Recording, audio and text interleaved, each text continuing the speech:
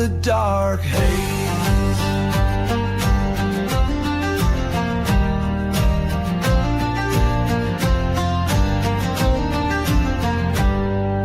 Ladies of the night with eyes of red, vampires in the alleys where good men dread, wolfmen howling beneath the pale moon. But justice is coming and coming soon. From saloons to graveyards where evil sleeps, they walk among us, secrets they keep, nightmare hunters with souls ablaze, cleaning up this town through the dark haze. Cryptids themselves, yet they stand tall against the darkness, answering the call for every lost soul, every whispered prayer. They fight for the light in the midnight air.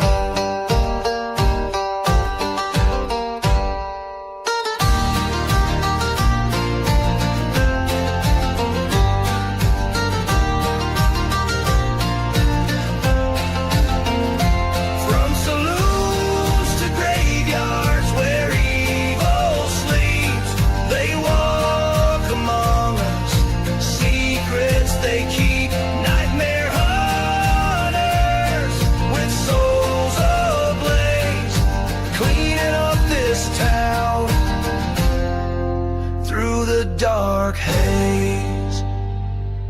The night is young, the hunt begins. For against the darkness where hope never ends.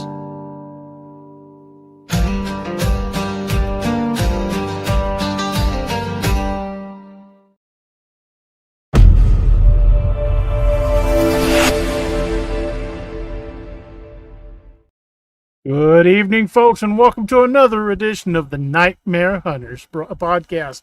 We're glad to be back with you guys. I had to take a little bit of time off. Robbie had a couple health issues. Doc's been really busy, and I just had a bunch of crap going on, and I apologize, but we're back, and hopefully better than ever. So I appreciate you guys joining us. I'm your host, D.A. Robertson. As always, I'm joined from my brother from another mother, Robbie Jet Rains.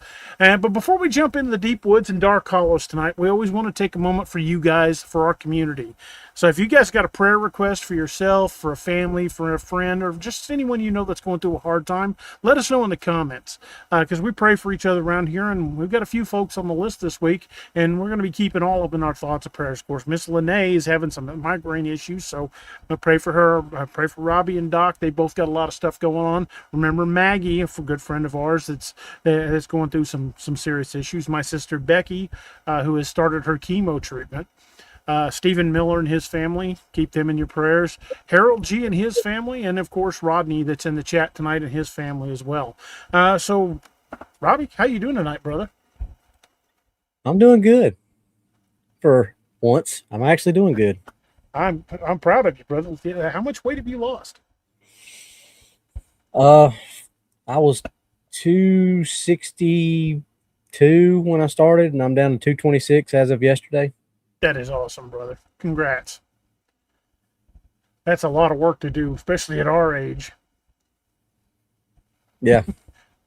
Well, you ready to jump into this? Ready when you is. All right. Well, folks, I am going to bring this thumbnail up before I get started. There are some cases in cryptozoology where the first question always seems obvious. What did the witness see? Was it a bear? Was it a Bigfoot? Was it some other animal that was simply observed under unusual circumstances?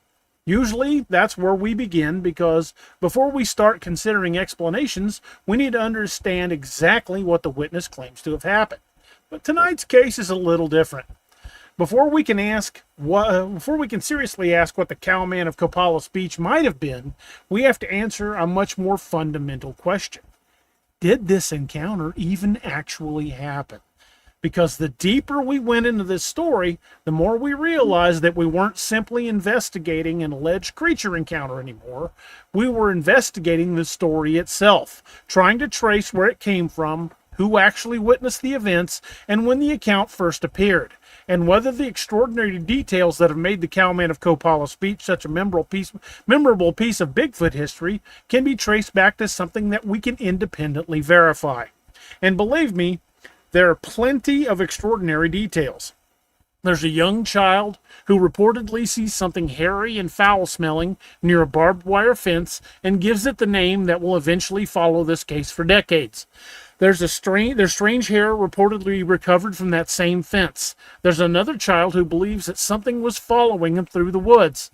There are alleged sightings, enormous footprints, strange vocalizations, gunshots, something reportedly approaching the family home, and eventually an encounter outside a child's bedroom window that takes the story into territory that's genuinely disturbing. But taken all together, it sounds like one of the most remarkable prolonged Bigfoot encounters ever reported. But there's a problem.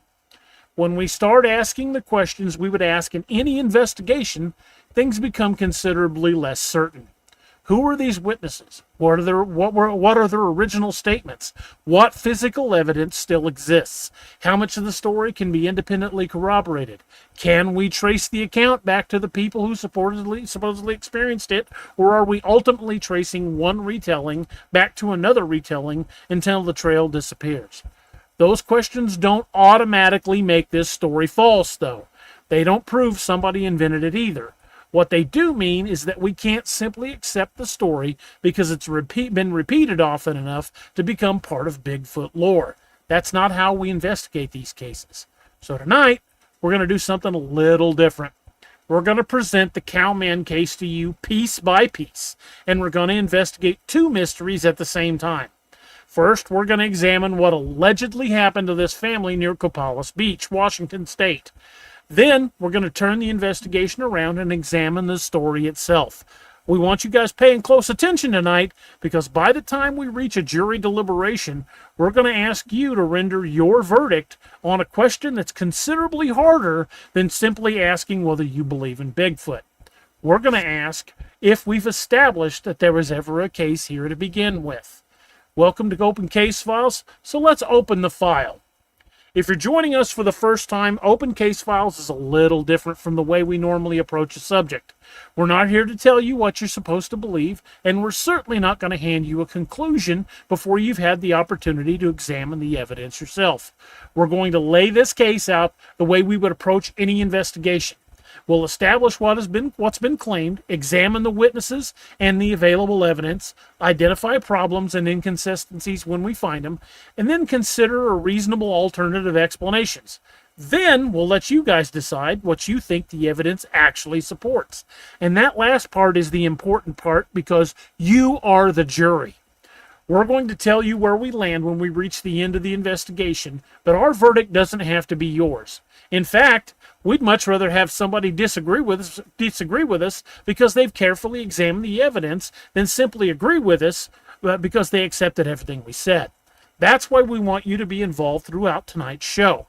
If you're watching live, get into the chat and tell us what you're seeing as each exhibit comes into the evidence. If you're watching the replay, use the comments and tell us where your opinion changed, what evidence you found persuasive, what you rejected, and most importantly, why. Chicken Bird, thank you, and thank you for the gifts. And who was the other? Was Bobby? Yeah, thank you, Bobby. Thank you guys all for the gifted subs.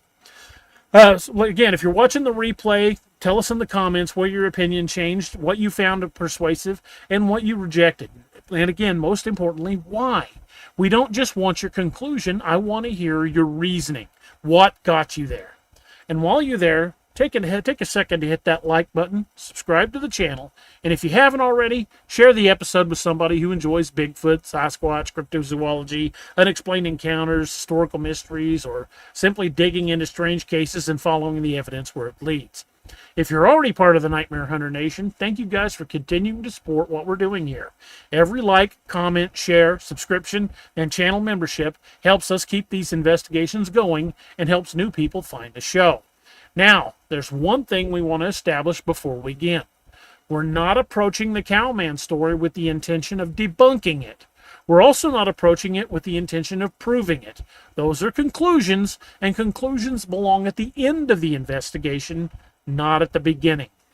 What interests us about the Cowman of Copalis Beach is that this story has circulated through the Bigfoot cryptozoology community for years, decades really, and it contains virtually everything you'd expect from a truly compelling encounter narrative. It's got multiple witnesses. It has repeated activity. It has physical traces left behind, unusual behavior, escalating encounters, and a creature that apparently becomes increasingly bold as the story progresses. If the account happens substantially as reported, it deserves serious attention. But repetition is not corroboration. That's a distinction we're going to come back to several times tonight, because the story doesn't become better evidence simply because 1,000 websites repeat it.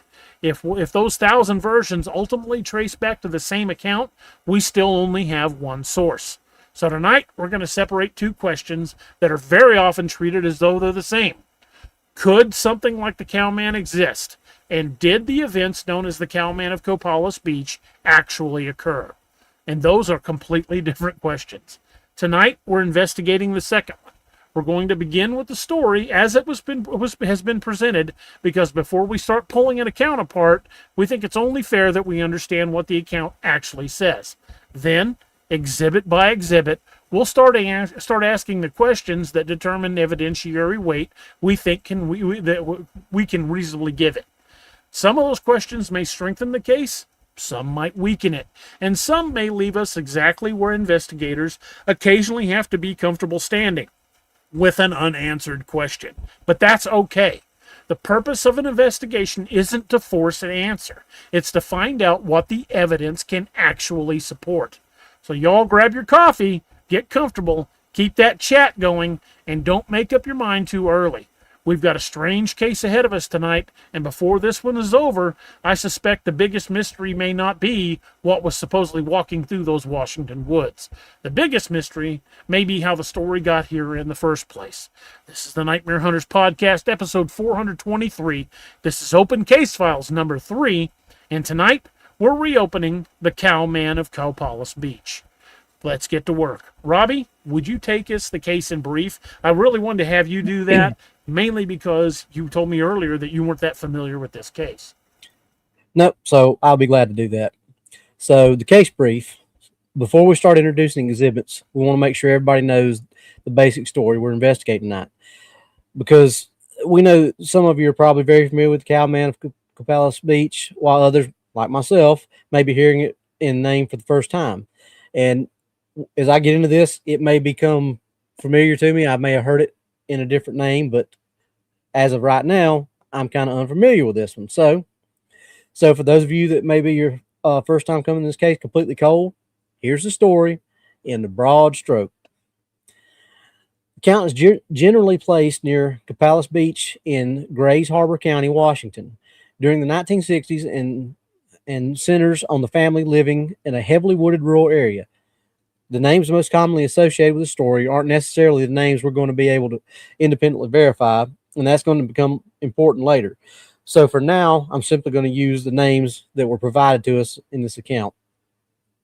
According to the story, the trouble begins when a 4-year-old boy named Tim reports seeing a large, hairy creature caught or tangled near a barbed wire fence. The child calls the creature the Cowman, and although his mother reportedly doesn't see it herself, she's said to have noticed a powerful foul odor and movement of the fence. Not long afterward, another child, 12-year-old John Jr., reportedly becomes convinced that something large is following him through the woods on his way home. The children's father, John Sr., eventually investigates the fence and reportedly discovers a substantial amount of coarse reddish-brown hair tangled in the wire, possibly with tissue attached. And from there, according to the story, things escalate. There are reported encounters in the woods. There are strange vocalizations. There's gunfire. Something apparently begins approaching the family's home. An enormous human-like footprint is reportedly discovered, along with other unusual signs. And eventually, the creature allegedly appears outside young Tim's bedroom window. By the time a story reaches its conclusion, we're no longer talking about somebody catching a glimpse of a strange animal crossing a road. We're talking about a prolonged series of encounters involving several members of one family, alleged physical evidence, repeated activity around their home, and behavior suggesting that whatever they believed was out there had developed an unsettling interest in the youngest child. If all that happened substantially as reported, the Cowman of Copalis County would deserve a place among the most extraordinarily prolonged Sasquatch encounters ever recorded. But there's one hell of a word citing right in the middle of that sentence. If. Because everything I just told you is the story. It isn't the evidence. And for the rest of tonight, our job is going to be to figuring out how much of the story we can actually support. Now that everybody is familiar with the case and up to snuff, we're investigating the case. So let's begin with Exhibit A. You want to take Exhibit A, or you want me to do it? I can do it if you want me to. Oh, go right ahead, man. So, Exhibit A. Folks, before he begins, though, I have slides for each exhibit and each segment. When I'm talking, it's kind of hard for me to switch the slides because I got to take my focus on off my notes. And so I will try to do better about that, try to not just leave the slide up the whole time. So I'm going to leave the slides up for about a minute while he's talking.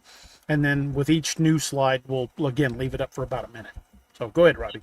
All right. Exhibit A, the source. Where did the Cowman story come from? All right, now that everybody knows the basic story that we're investigating tonight, we want to start somewhere that may seem a little unusual for a Bigfoot investigation. We're not starting at the barbed wire fence. We're not starting with the reported hair, and we're not even starting with the creature. We're starting with the source. The reason is pretty simple. Before we can decide how much weight to give any witness statement, we need to know who actually made that statement and how many people it passed through before it reached us. That's especially important with the Cowman of Copalis Beach because when we started tracing the story backwards, we discovered that the account most of us know isn't presented as a first-hand account from the man at the center of the encounter. The surviving story is attributed to a writer named S.D. Baker, also identified in later references as Shannon D. Baker. Baker begins his account by talking about his father, a lifelong timber worker who eventually owned his own logging operation and employed men who spent considerable amounts of time working in the remote wilderness. One of those employees was a foreman Baker identifies only by the pseudonym John. According to Baker, when he was a child, he remembered hearing bits and pieces of conversations among the men at his father's mill about something frightening that had happened before Baker himself was born.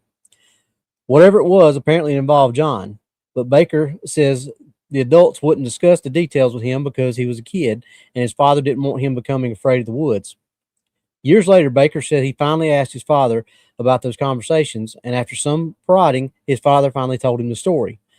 Now, let's stop right there, because from an investigative standpoint, that matters.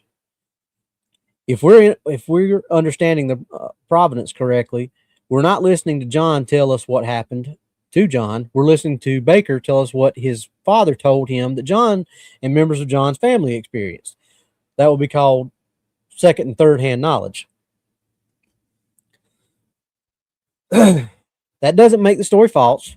Plenty of completely true stories reach us secondhand, and there's nothing inherently wrong or inherently suspicious about somebody recounting something a trusted family member told them. What it does create is distance between us and the original witness, and every bit of distance creates another opportunity for details to be forgotten, misunderstood, compressed, emphasized, or unintentionally changed.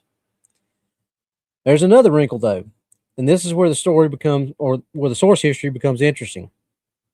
By June of 2012, members of the Bigfoot forums were discussing the Cowman story and specifically remembered finding what they described as its original form in the older BFF 1.0 forum.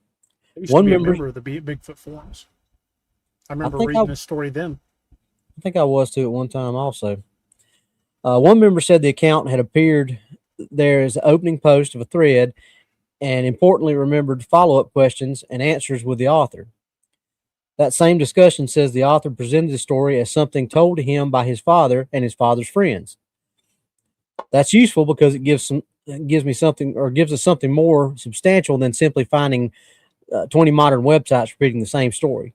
It tells us that an earlier version existed in an online Bigfoot community, and that people who had access to that older forum remembered interacting with the person who posted it. I'm assuming that's Baker is what we're going with on that. It. But but notice what it still doesn't give us. It doesn't give us John. It doesn't give us John's wife. It doesn't give us his children. It doesn't give us a contemporary police report, a newspaper article from the time, photographs of the alleged damage, photographs of the cast, or the reported footprints, or physical evidence we can put on the table to examine. At least we hadn't found those things yet. And we want to phrase that carefully, because there's a huge difference between saying something doesn't exist and saying we haven't been able to locate it. If somebody watching tonight knows of a contemporary documentation that we've missed, we genuinely want to see it. That's one of the reasons we involve all of you in these investigations. There's something else that we find interesting about the way this story spread. By January of 2009, a lengthy version attributed to S.D. Baker was already being reposted everywhere else, or elsewhere online, under the title "The Cowman of Copalis Beach." And by 2012 and 2013, people within the Bigfoot community were already referring to it as a particularly memorable or frightening Bigfoot story. So we can establish that the story didn't suddenly appear last year on TikTok or get invented for some recent YouTube video. It has an online history going back for many years, and apparently farther back than the surviving copies that we've been able to examine. But age isn't a corroboration either. That's where we think people sometimes get themselves into trouble when researching these cases. If we find the same account on 10 websites, we don't necessarily have 10 sources. If all 10 copied it from Baker, we have one source that has been reproduced 10 times. That's why we're beginning here.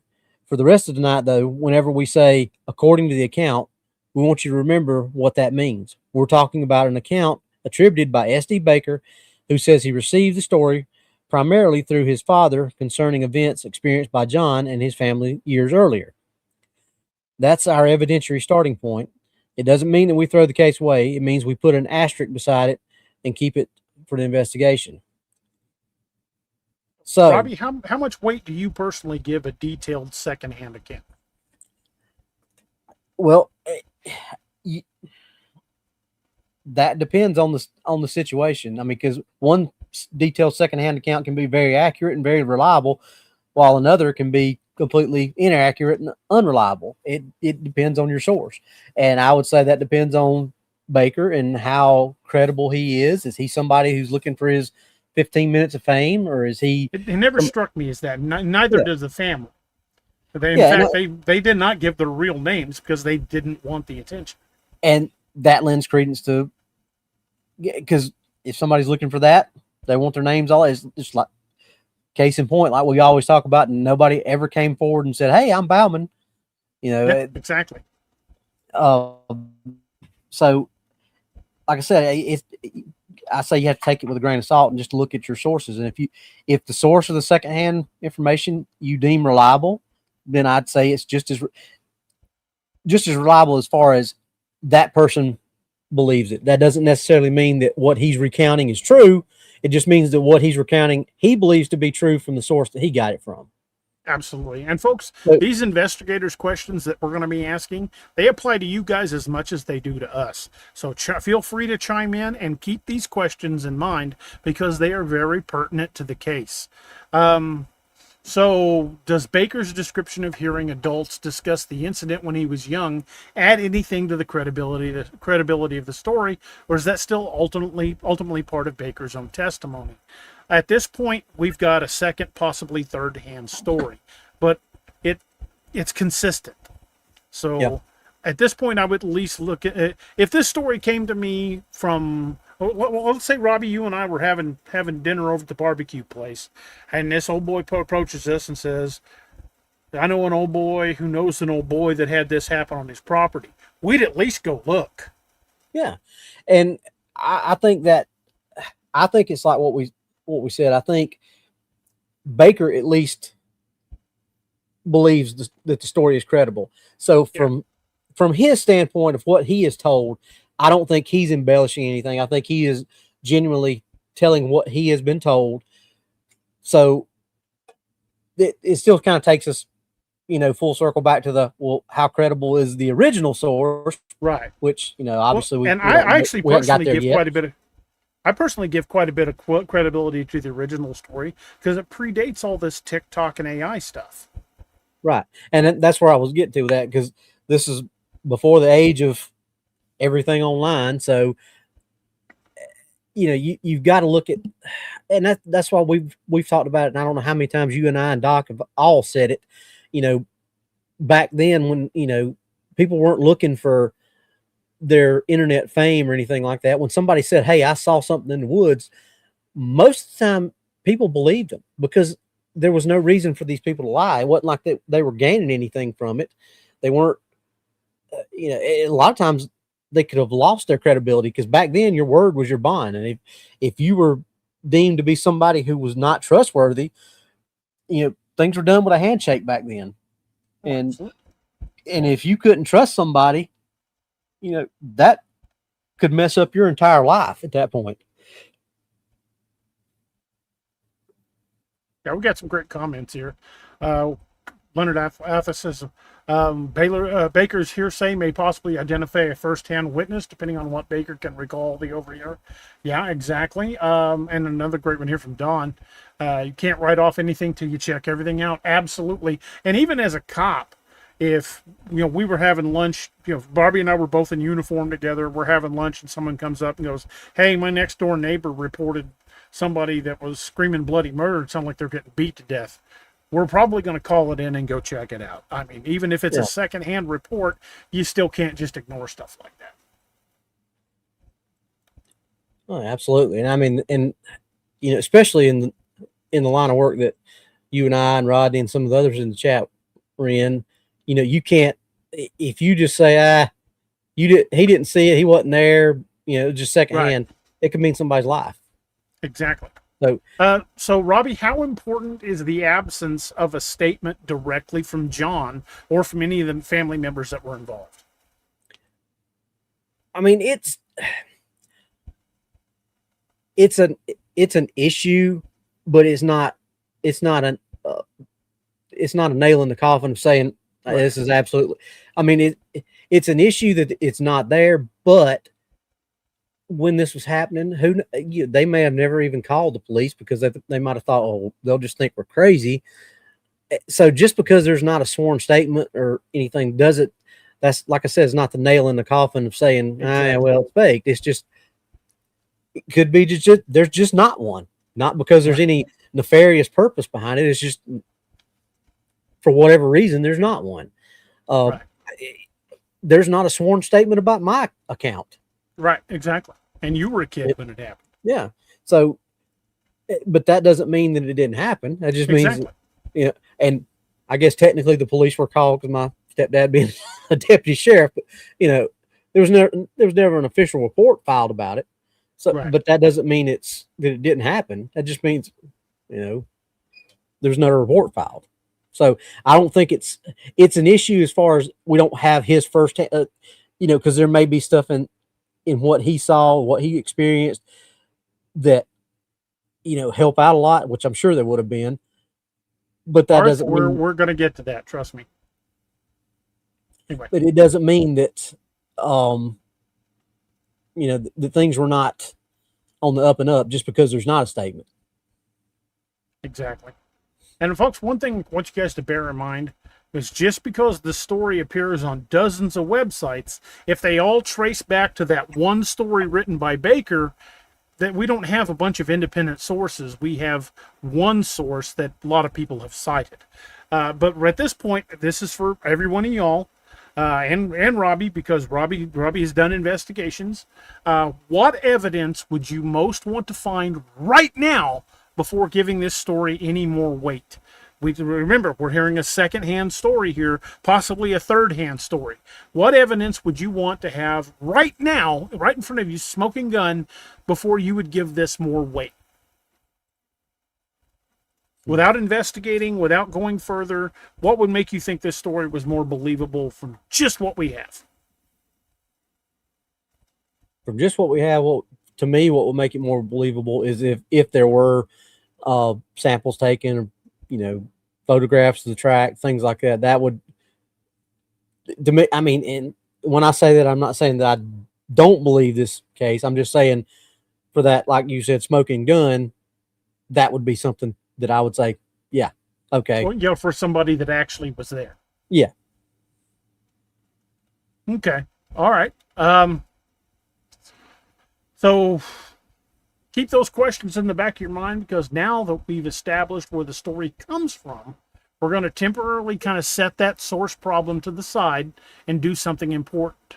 We're going to give the account the benefit of the doubt.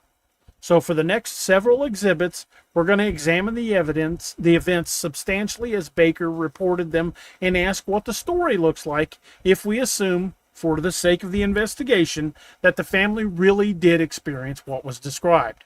Then, later tonight, we'll come back and test that assumption. So with the report established, it's time to go back where the Cowman of Copalis Beach story really began, with a 4-year-old and a barbed wire fence, and something that the child didn't have another name for. So let me put that next slide up, and I will get this started. DA, while you're reading that one, I'll be right back. Okay. This is Exhibit B, the first sighting. Tim and the barbed wire fence. Now that we've established where the Cowman story came from, we're going to do exactly what we promised before the break in Exhibit A. For the moment, we're going to set aside the problems with the provenance and examine the events as they're presented in Baker's account. Because if we're going to evaluate this story fairly, we can't spend the entire investigation dismissing every detail simply because it came to us secondhand. According to the account, the first person in the family to encounter anything unusual wasn't John, and it wasn't another experienced woodsman who might have been expected to recognize the wildlife around him. This was a 4-year-old little boy named Tim. And I know as a 4-year-old, I had a pretty active imagination. And that generally goes with most toddlers, most kids that age. But at this point, we're gonna take it at face value. So John reportedly returned home from work on a Friday evening when Tim told him that what he'd seen. He called it a cowman walking near the edge of the family's field earlier that afternoon.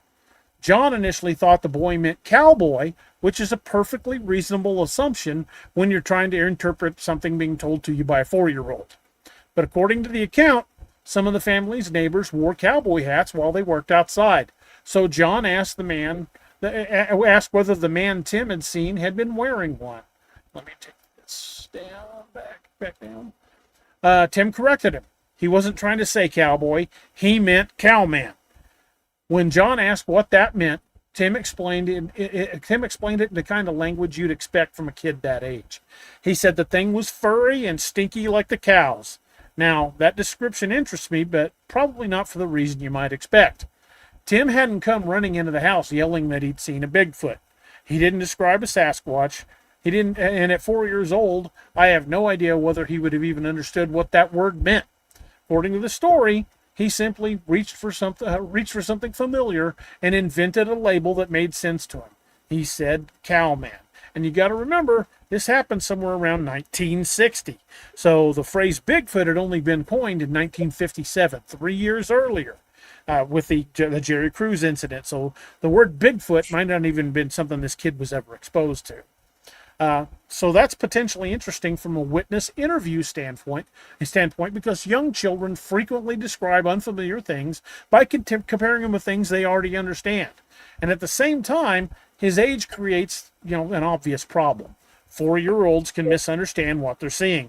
They have vivid imaginations, and they're not necessarily reliable when it comes to estimating size, distance, or even interpreting unfamiliar animals. Kind of like a bear took care of me and fed me berries. Exactly. Great point. So if all we had was Tim's statement, we wouldn't have much of a case. But according to Baker's account, Tim's mother provides the first piece of potential corroboration. She reportedly told John that Tim had been playing on the porch that afternoon, and when he suddenly came running inside, excitingly telling her that the cowman was stuck on the fence, she went outside with him to see what he was talking about. But by the time she got out on the porch, whatever Tim thought he'd seen was gone. She did, however, report two things, and these are both very critical for you guys to keep in mind. The first thing she reported was an extremely strong smell, which we all know is associated a lot of times with Bigfoot stories. Even though she wasn't reporting a Bigfoot story, the strong smell was compelling. She compared the smell to wet dogs and garbage. Where have we heard that before? The second was the fence itself. Tim pointed toward the field and told her the cowman had gotten loose, and she reportedly saw the top strand of barbed wire shaken up and down like something had recently pulled against it and let it go. She didn't report seeing a creature herself, and according to the account, she didn't notice anything else unusual. That's where we want to stop and look at this like an investigator rather than just a storyteller. We don't have two eyewitnesses to a creature. We have one eyewitness, and he's 4 years old. What we potentially have from the mother is corroboration of circumstances surrounding his story. She reportedly smells something unusual and observes movement in the fence exactly where her son pointed toward. But she never sees what caused either one. That's an important distinction at this point, but stick with us. If we simply tell you that the mom and the son encountered the cowman at the fence, we've already strengthened the evidence beyond what the account basically says. Tim says he saw it. His mother said she smelled it and smelled something and saw the wire moving. Those are not the same observations. But according to the story, Tim's mother was unsettled enough by what happened that she brought him inside and kept him there for the rest of the day. Again, that doesn't establish what caused the events, but it does tell us that Baker's account portrays her as taking the situation seriously long before John ever came home. And now here's where things were going to get a little bit more interesting. Because all the while this was happening around the house, the family's 12-year-old son, John Jr., was coming home from a friend's house a few miles away. He hadn't been with Tim when he saw the cowman. According to the account, he didn't know what his younger brother had even reported. But when he got home, he had a story of his own. John Jr. said somebody had followed him through the woods. He never actually saw who or whatever it was. Instead, he reported hearing something moving through the woods alongside the road as he walked home. He described heavy footsteps and the sound of large sticks breaking. Well, something walking through the woods and large sticks breaking. What does that sound like? But based on what he heard, he believed it had to be a very big man. That sounds, the sounds reportedly continued until he reached the family's driveway, where the woods ended near the same field where Tim had reported his cowman. At that point, the footsteps stopped. They didn't follow him out into the clearing. Now we've got something worth investigating. It's not proof of the creature. It's not proof of Bigfoot. But we have two different children reporting unusual events in pretty much the same area on the same afternoon. And according to the account, neither child's experience depended on the other one's story. That's the point here. Where if I'm John, I'm probably going outside to have a look. And that's exactly what the account said he did. So, Robbie, how much evidentiary weight would you give this now? Based on what the 12-year-old has experienced, what the mother smelled, and what the 4-year-old saw. Well, if you take each account independently, you take the 4-year-olds and look at it for what it is. Even though he's 4 years old, he still had a sighting. Then take his sighting, set it aside, so it was never reported. He didn't say anything to his mom. Mom goes outside. She looks up, sees the fence shaking, and has that smell that we all know is associated with these creatures. That in itself is an encounter. And you take the older child coming home by himself, has a completely different type of encounter that we've heard many people say, have had, including us, have had the exact same type of encounter. You take all three of those separately from each other, and all three of those incidents have been reported many times by thousands and thousands and thousands of people of those actual types of encounters. But then you tie them all together that they all happened to the same family, same area, same afternoon. To me, that strengthens all three. You take any of them separately by themselves, and they're decent encounters. We've talked about encounters that are far less credible than any one of those three by themselves. Well, if any of these had been reported to BFRO, Tim's would be a Class A. Class A. The brother of John Jr. would be a Class B, and the mother's would be a Class C. Yeah. So, like I said, in and of themselves, those are all three really good sightings, which that's the kind of stuff that you and I look for when we, Dude, we've done full investigations on less. Exactly. That's my point. But when you, like I said, if you take them in and of themselves individually, each one of them is a credible encounter that we would go investigate. As you said, we've investigated on much less than that. So, but then you tie all three of them together, that they all happen on the same afternoon, same area, around the same time frame. That, and independent of each other, they weren't playing off of each other. Each one of them's, encounters basically were their own encounters. It just, to me, in my mind, and in my investigative mind, that corroborates all three accounts, makes it one big encounter that just meshes together. Absolutely. So let me ask you a question, Robbie, and folks in the chat, y'all chime in on this too. Robbie, how old were you when you had your sighting? You were what? I think you said 8? 8 or 9, somewhere around there, yeah. Okay. Well, Tim was 4.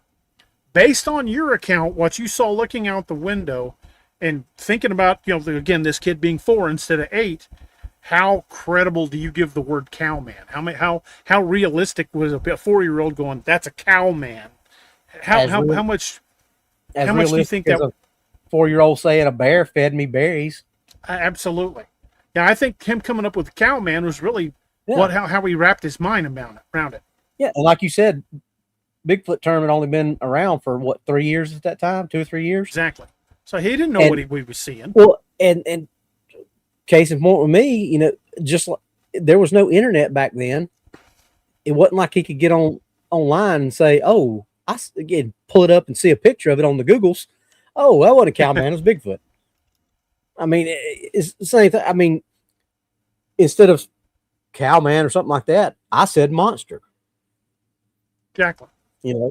Because I was into watching werewolf movies and things like that. So obviously that's the first thought that popped in my mind. This kid worked on or lived on a ranch, and he saw a lot of big cows. That's his mind reverted to what he knew. Just like the boy in North Carolina, they said he loved bears. That's what his mind reverted to, and that's the connection that his mind made. The connection my mind made was monster. The connection this kid's mind made was cowman. I mean, it's not a stretch to me. I mean, I think it's a credible sighting from where we're at right at this particular moment. Exactly. And I think the mother smelling it, even though she didn't see anything, I think that's a good corroboration of what he saw. But just out of curiosity, that wet dog rotten garbage smell, what else could explain that smell that would have been stuck on a barbed wire fence? Horses don't smell like that. Cows don't smell like that. Bears might smell musky, but that's not what they described it as. In my experience and from what I've talked to people and what I've actually smelled, we've smelled at the same time together. At the time that we were having activity, there's not many things. It's just like that old question. Well, what does marijuana smell like? Smell like marijuana. Yeah, it really doesn't smell What like does, anything else. exactly. What does Bigfoot smell like? It smells like Bigfoot. It smells like rotten meat and wet dog. That seems to And be a common description. we both smelled it. That is to me, that's one of the best descriptors that you can come, because that's really what it smells like. Now we toss in John Jr., a completely separate report of something following through the woods. I think just on what we're taking on, I think that really strengthens the case. And look what Rodney said, take into consideration where it happened. It happened in Washington. That's a freaking Rural, hotbed. very rural Washington. And that is a hotbed. Oh, absolutely. We all know there's thousands upon thousands of sightings in the Washington, Oregon, Pacific Northwest area. Yeah. It's probably the highest concentration in the country, right? Yeah, absolutely. I mean, there may be more sightings in places like Georgia and Florida, but back then, that was the hotbed.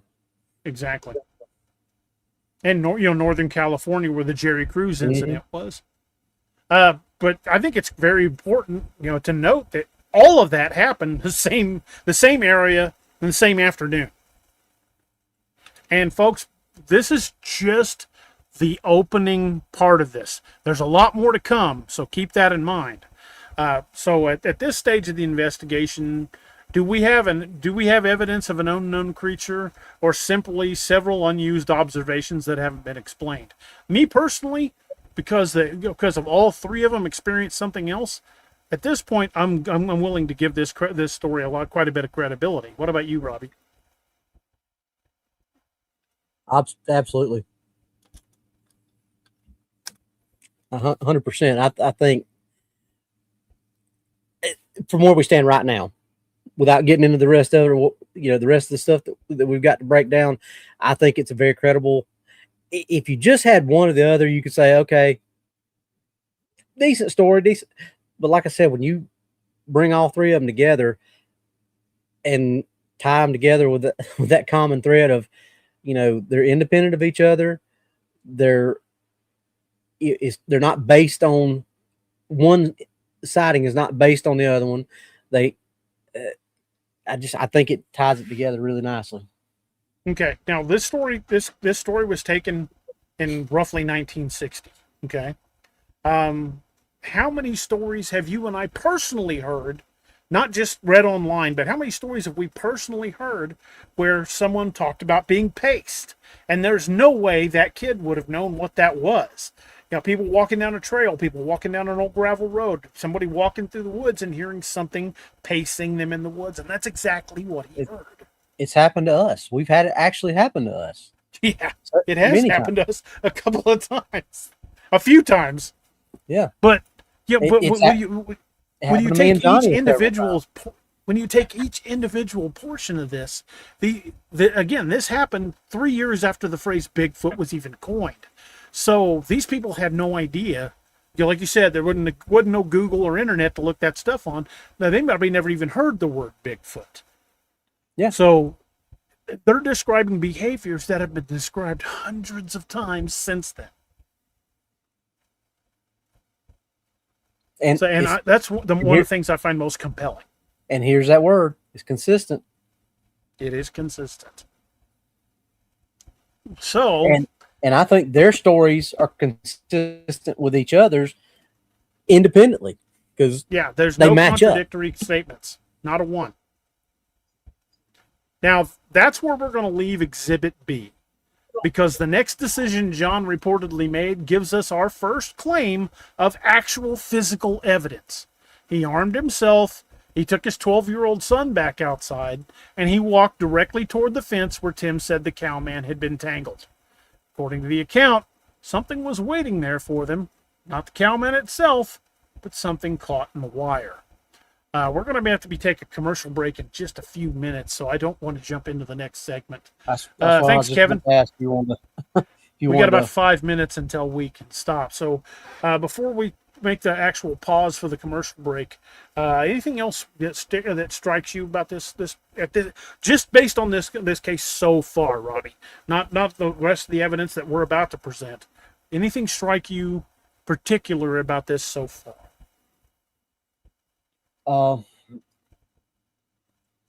Well, and we kind of already talked about the fact that he called it the Cowman. So he said it was big and hairy like the cows, and it smelled like the cows and all that stuff.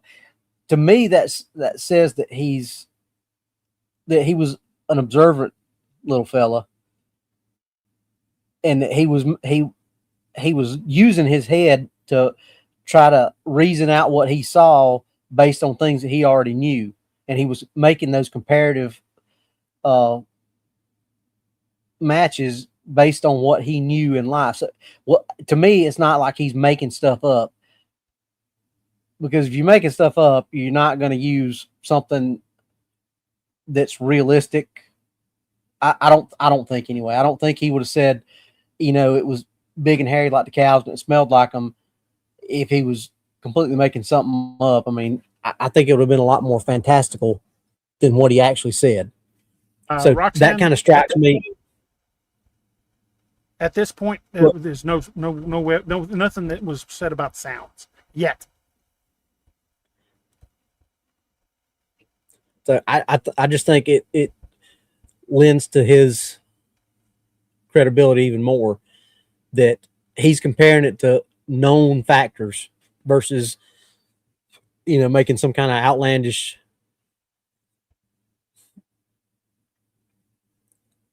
And for those of you who would like to watch a dramatic retelling of this story, there was a movie made about this story, although they didn't call it the Cowman of Copalis Beach. There was a movie made back in 2015 or 2016. I know Robbie's seen it. He'd probably have to look it up to know, but it's a pretty good Bigfoot film. Fairly low budget. The acting wasn't awesome, but it is a fairly accurate retelling of this story.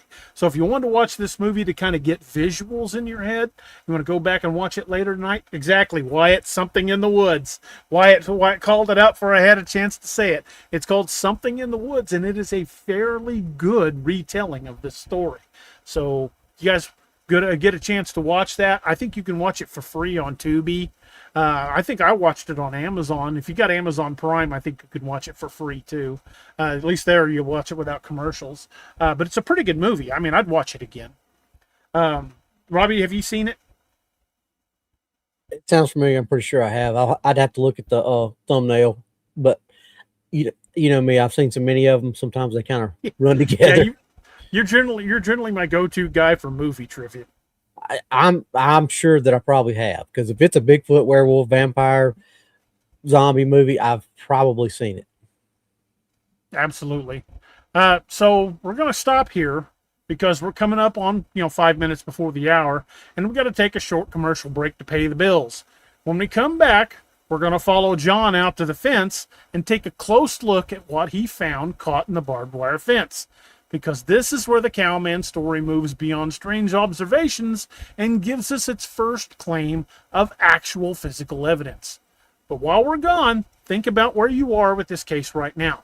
So far, we've given you a 4-year-old who says he saw something, a mother who didn't see it but reportedly smelled something unusual and watched the fence still shaking, and a 12-year-old boy who says something big followed him through the woods. That's interesting, but none of it really establishes what any of those events were. When we come back, we're going to find out whether the evidence at the fence changes anything. I'm D.A. Roberts. This is the Nightmare Hunters podcast, and we're investigating Open Case Files number 3 with us tonight. So don't go anywhere. We will be right back. So here we go.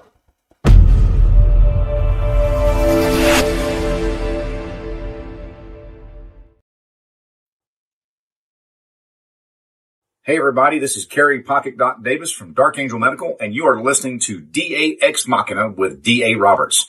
You may recognize me or some of my products from Dark Angel Medical in some of the Apex Predator, Lakeview Man, and Wild Hunt books, and you can get those products at www.darkangelmedical.com, along with training classes on how to use those products and save a life.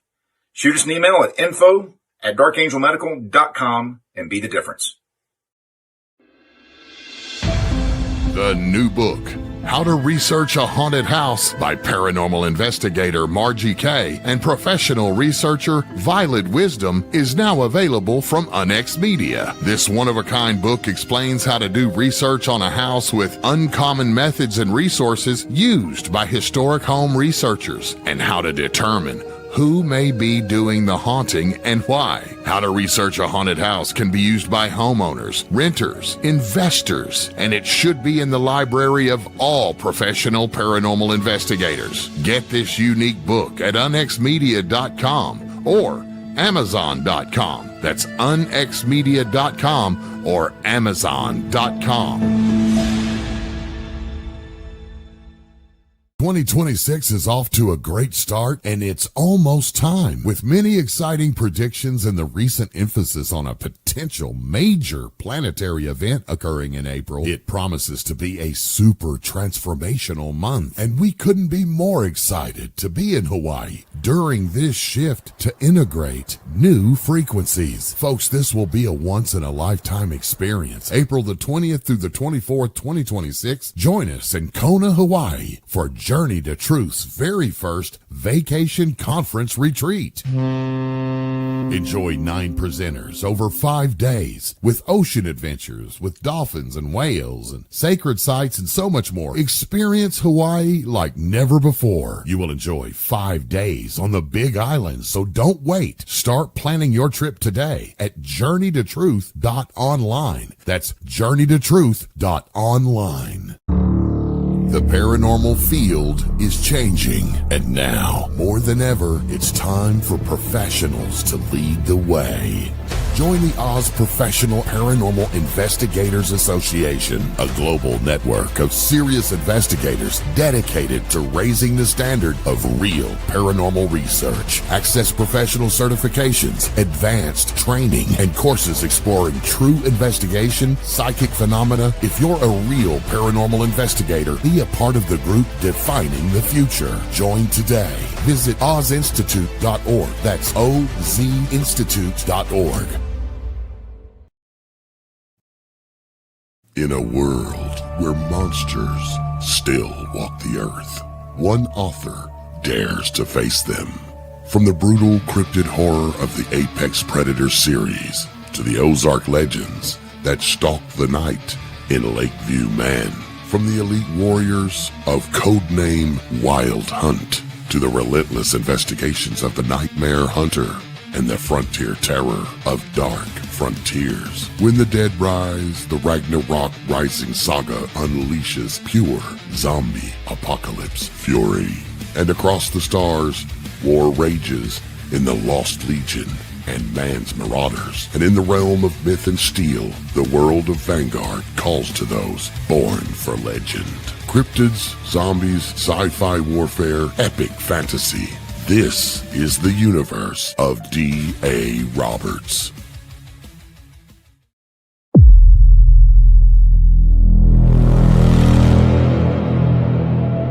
If you are fascinated by the Sasquatch, Dogman, the Mothman, and the unexplained, this is the event you won't want to miss. Featuring special guest speakers D.A. Roberts, Scott Nelson, and Margie Kay, and guiding your experience throughout the day, MC Race Hobbs.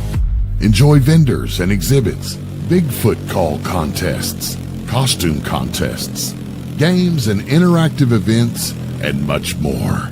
Join us Saturday, September the 12th in Kansas City, Missouri for a full day dedicated to the world of cryptids and the paranormal. Register now at ozinstitute.org. That's ozinstitute.org.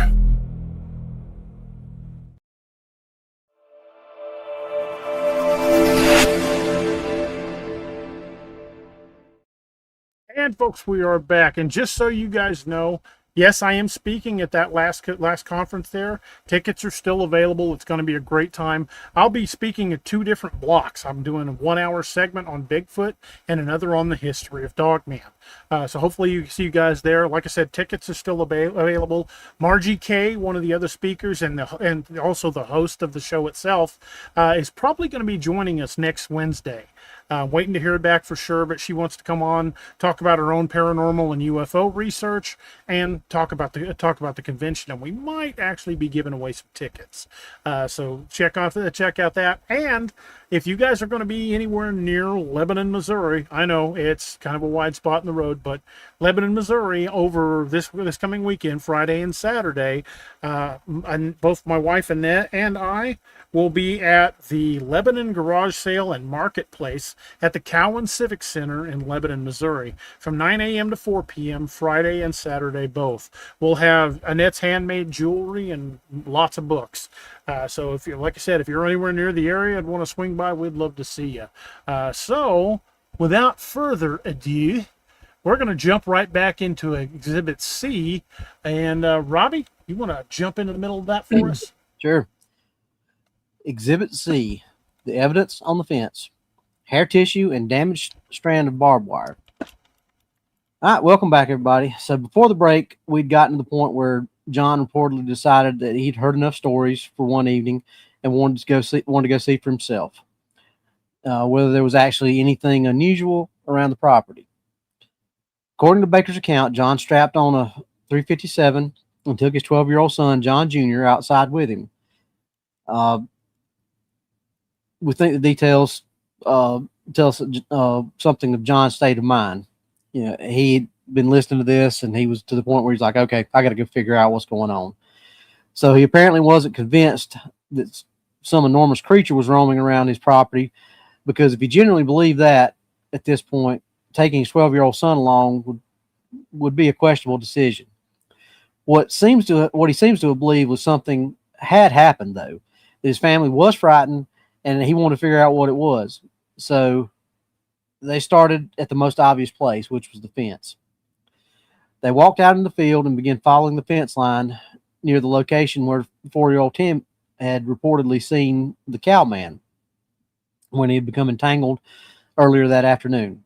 And according to the account, they found something, a large clump of reddish brown hair that was tangled on the top strand of the barbed wire.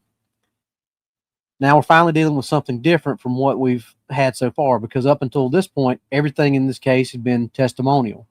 Tim says he saw something, his mother had smelled something, and saw the fence moving, and John Jr. says he heard something following him through the woods. Hair caught on the fence is potentially physical evidence. So according to Baker's account, John tried pulling the hair free, but found it was tangled badly enough that he eventually had to take his buck knife out and cut it away from the wire. He described the hair as more than a foot long, coarse, stringy, and reddish brown. More interestingly, though, he reportedly believed there was no small amount of flesh or tissue matted into the clump. The top strand of the barbed wire had also been pulled loose from one of the fence posts, and that's potentially significant. But we're going to put the brakes on that right there, because this is exactly where a compelling story can get ahead of the investigation. Finding hair on the barbed wire fence doesn't establish Bigfoot. Finding tissue attached to that hair doesn't establish Bigfoot. Finding a damaged fence doesn't establish Bigfoot. What those things could potentially establish is that an animal became caught in the fence. And if we're investigating this at this time, that clump of hair would immediately become one of the most important pieces of evidence in the entire case. We'd want to photograph it exactly where it was found before anybody touched it. We'd want to photograph the damaged wire and the surrounding ground, measure the height of the strand, document how it was attached to the post, and look carefully for blood, additional hair, skin, footprints, broken vegetation, or anything else showing the direction the animal approached and the direction it left. Then we would preserve the hair, because if there really was tissue attached to it, that's where this case could potentially stop being a story. That's where the biological material matters. today, depending on the condition and the provenance of the sample, like that, there are analytical techniques that could potentially tell us quite a bit about its origin. Even before modern DNA analysis, microscopic examination of hair can sometimes help distinguish among a broad animal group based on characteristics of the shaft, the cuticle, the medulla, and the pigmentation. Unfortunately, none of that happened here, at least not according to the surviving account that we've been able to trace. And there's something else about John's report or reported action that we find particularly interesting. He apparently didn't immediately look at the hair and decide he'd found something unknown. According to Baker, John thought it looked somewhat like hair from a horse's mane or tail. And, we kind of actually like that detail. If we're evaluating this strictly as a narrative, that's not the reaction he would necessarily expect from somebody that's trying to manufacture a Bigfoot story, which, that's something that really stands out to me because, why are you going to say, well, it looks like horsehair if you're trying to, that don't sit right. That dog don't hunt, right, DA? So the dramatic version would have John instantly recognizing the mysterious primate hair and announcing that nothing on earth could have produced it. Instead, he reportedly considered it a perfectly ordinary animal. So he looks for tracks. The problem is that the area on the other side of the fence was reportedly solid grass, and John said he couldn't find any hoof prints or any other tracks that would explain what had been caught there. Now, as a tracker, how would that affect your ability to track? Well, as a tracker, I would probably be looking for. He probably was not looking for, like I've showed you, the grass being broke over and matted down and things like that. He was probably just looking for specific. Now, I don't know the guy. I'm not saying he was or wasn't a tracker. I'm just saying, based on what it says right here, it doesn't appear that he was at least a trained tracker because he wasn't looking for things like that.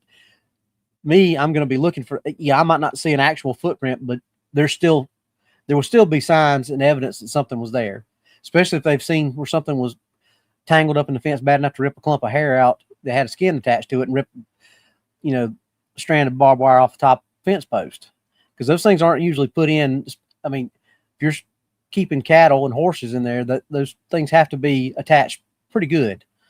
I mean, most of those fence post nails that are those little U-shaped nails are about that big. So they're usually dug pretty deep in that wood. They don't come out very easy. Yeah, they're not going to come out easy. So again, I would probably be looking for a little bit different type of evidence than he was probably looking for. And the fact that he didn't really believe that it was some kind of big creature. Like we said, the phrase Bigfoot had only been coined 3 years before. Right. Sure, the Salish in that area had known about Sasquatch and what they called the hairy man for decades, generations going back. So the thought of a big, hairy, bipedal creature walking through the woods was not new to them, but the phrase Bigfoot was. I think he went out there with a preconceived notion that a horse or a cow was caught up in that thing or was caught up in that fence, and that's where his mind went. Oh, this was like horsehair. There was a horse caught up in this. Well, so, look, did your dad and your uncle immediately believe you when you said monster? No. There you go. That's what I'm saying. He had a preconceived notion in his head, and that in itself shows me that he was not out there looking to fabricate anything. He went out there expecting to find something known. So where was I at? Okay. If we're evaluating this story as a narrative that's not the reaction we would necessarily expect from somebody trying to manufacture a Bigfoot story. And I think we've already kind of jumped ahead and discussed a little bit of this. The dramatic version would have been he instantly recognized it as a mysterious primate and announcing that nothing on earth could have produced it. Instead, he reportedly considers it to be a normal animal, and he looks for tracks. The problem is that the area was okay. I was already way past that. I'm sorry. You're good. Again, that doesn't eliminate a horse or another known animal. Absence of an obvious track is an evidence that something supernatural or undiscovered was standing there. And then we kind of already plowed this ground, so to speak. Ground conditions matter. Grass doesn't always preserve impressions well, and it doesn't, depending on the time of day, the amount of moisture on the grass and in the air, all that affects it. And they were relying on John's reported ability to recognize whatever sign that might have been present, which, I already kind of alluded to that with, we don't know if he was just, somebody who'd been in the woods hunting and is used to looking at like deer sign and things like that, or if he was a tracker that has gone through some kind of, allegedly he was an experienced woodsman. And that's good, but not all experienced woodsmen are trackers either.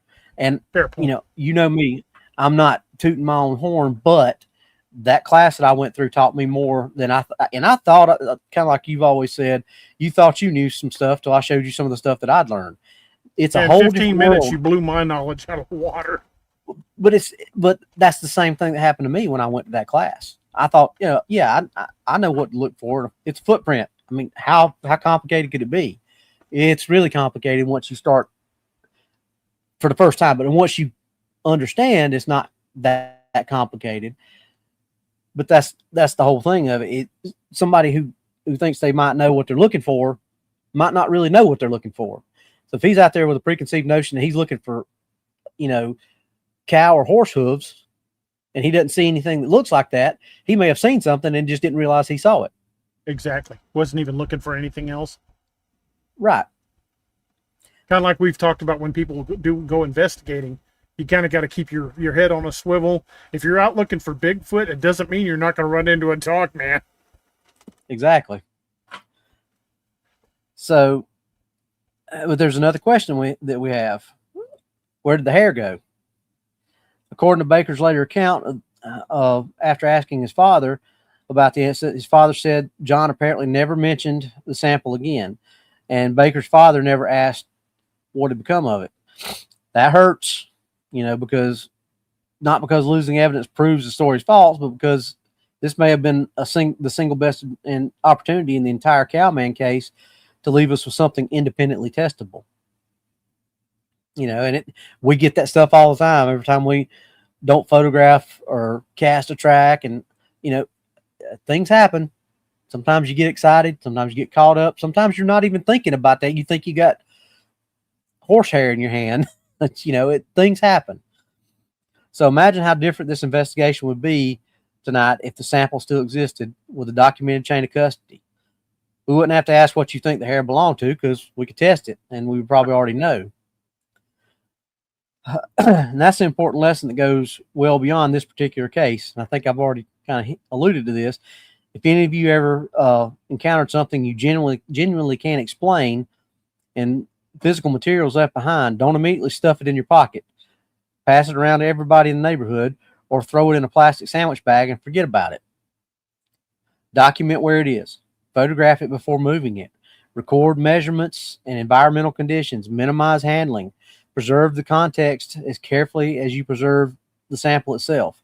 Because without provenance, even genuinely unusual material can lose much of its evidentiary value. And that is standard evidence procedure. I mean, that goes for, stuff we're talking about tonight, and goes for the cases that DA and I have both worked as police officers.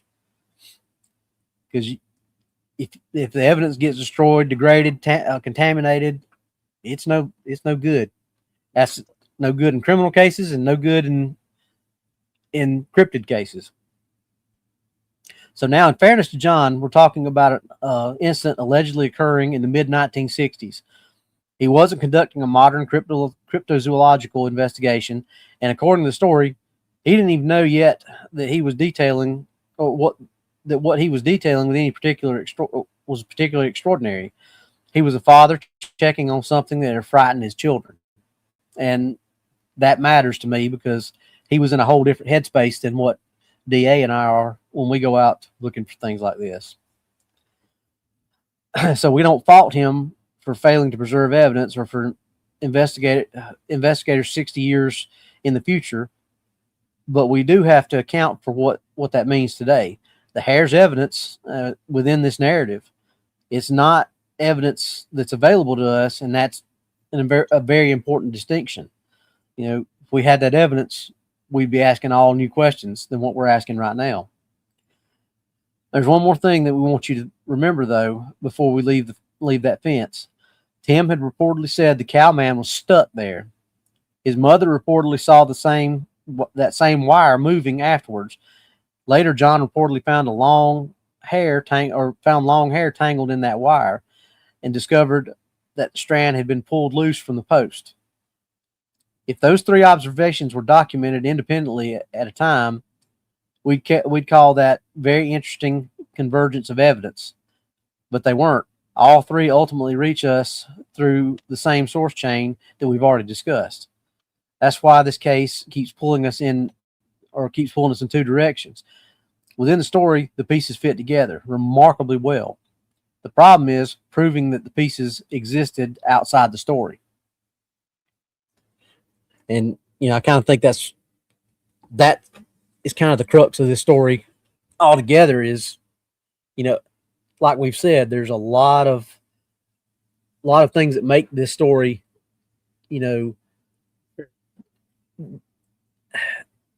very plausible, in my opinion. I'm sure in yours as well. But there's still those little obstacles, those little roadblocks that you run into when you're driving down that road. And it's like, oh yeah, this looks good. But this, and I think that's the main point of tonight is trying to get past those roadblocks, or if you can't get past them. Right. So you, Robbie, and everybody in the chat, do you think the detail of them finding the hair strengthens Tim's claim that something was caught in the fence? Absolutely. I think it confirms that he saw something in the fence. Yeah. Still don't know what he saw, but there was something caught there. If that is to be believed that he found hair, which there again, there's nothing to corroborate that other than him saying, yeah, I found some hair. But then that takes you back on that other switchback saying, well, he's not saying this to try to garner any fame, because he said, I thought it was horsehair. So now that you said horsehair, what known animals in coastal Washington could possibly leave long reddish brown hair? He said some of them were like a foot long. What known animal in that area could leave that? Well, obviously the only thing that I can think of in that area that would leave hair like that, if we're saying other than Bigfoot, if that's what we're looking, the only logical explanation is a horse from its mane or its tail. Yeah, because nothing else. No bear fur doesn't get that long. Wolf fur doesn't get that long. So for that to be reddish brown and almost a foot long, the only known animal that I could think of would be a horse. Yeah. Now that's not saying this is a horse. That's just the only known animal we can say. Did I miss it, or was this like the top strand, or did they say it was top the top strand? Yeah, top okay, strand. Top strand was okay. pulled loose. So throw that in there. Not only what known animal could leave that, but what known animal would leave it that high? Tall enough to leave it on the top strand. Yeah. So again, horse's mane could catch it. Horse tail. So yeah. So what about the claim that there was flesh attached to the end of the hair? Well, I mean, I've been around. I mean, I'm not, Jed was infantry. He was, he wasn't cavalry, so he hadn't been around horses. Yeah. But I've been around horses long enough to know that usually when they lose a strand of hair on the fence, there's not any flesh attached to it. Yeah. It would be pretty tough to pull out a wad of roots from a horse's hair because it tends to break. Yep. Now, but that's not saying it couldn't happen. I'm just saying that's usually what happens. So I think John initially thinking it was horsehair makes his reaction more believable. It makes a big difference, because this wasn't somebody. Well, even with the case, if this case was just simply what was reported by the guy Baker, the fact that he didn't immediately go, "Yep, that's Sasquatch hair," that to me is an important detail, because these people weren't out there looking for Bigfoot. They were out there trying to figure out what their 4-year-old saw. Yeah. And like I said, that you can actually throw that in just like I did the other 3, and you can actually take that one independently and say, okay, he goes out and somebody tells him that something was messing with his fence. He goes out to inspect his fence line, finds that top strand loose, and finds a clump of hair on it. That's, same thing. We've heard stories of that too. That's another consistent, thing that we've heard reported, them losing strands of hair, stepping over a barbed wire fence. And another thing I fall back to on that is just how freaking hard it is to pull one of those strands loose. Yeah. If you've ever built fence, which I have, if you've ever built fence, those things don't go in easy.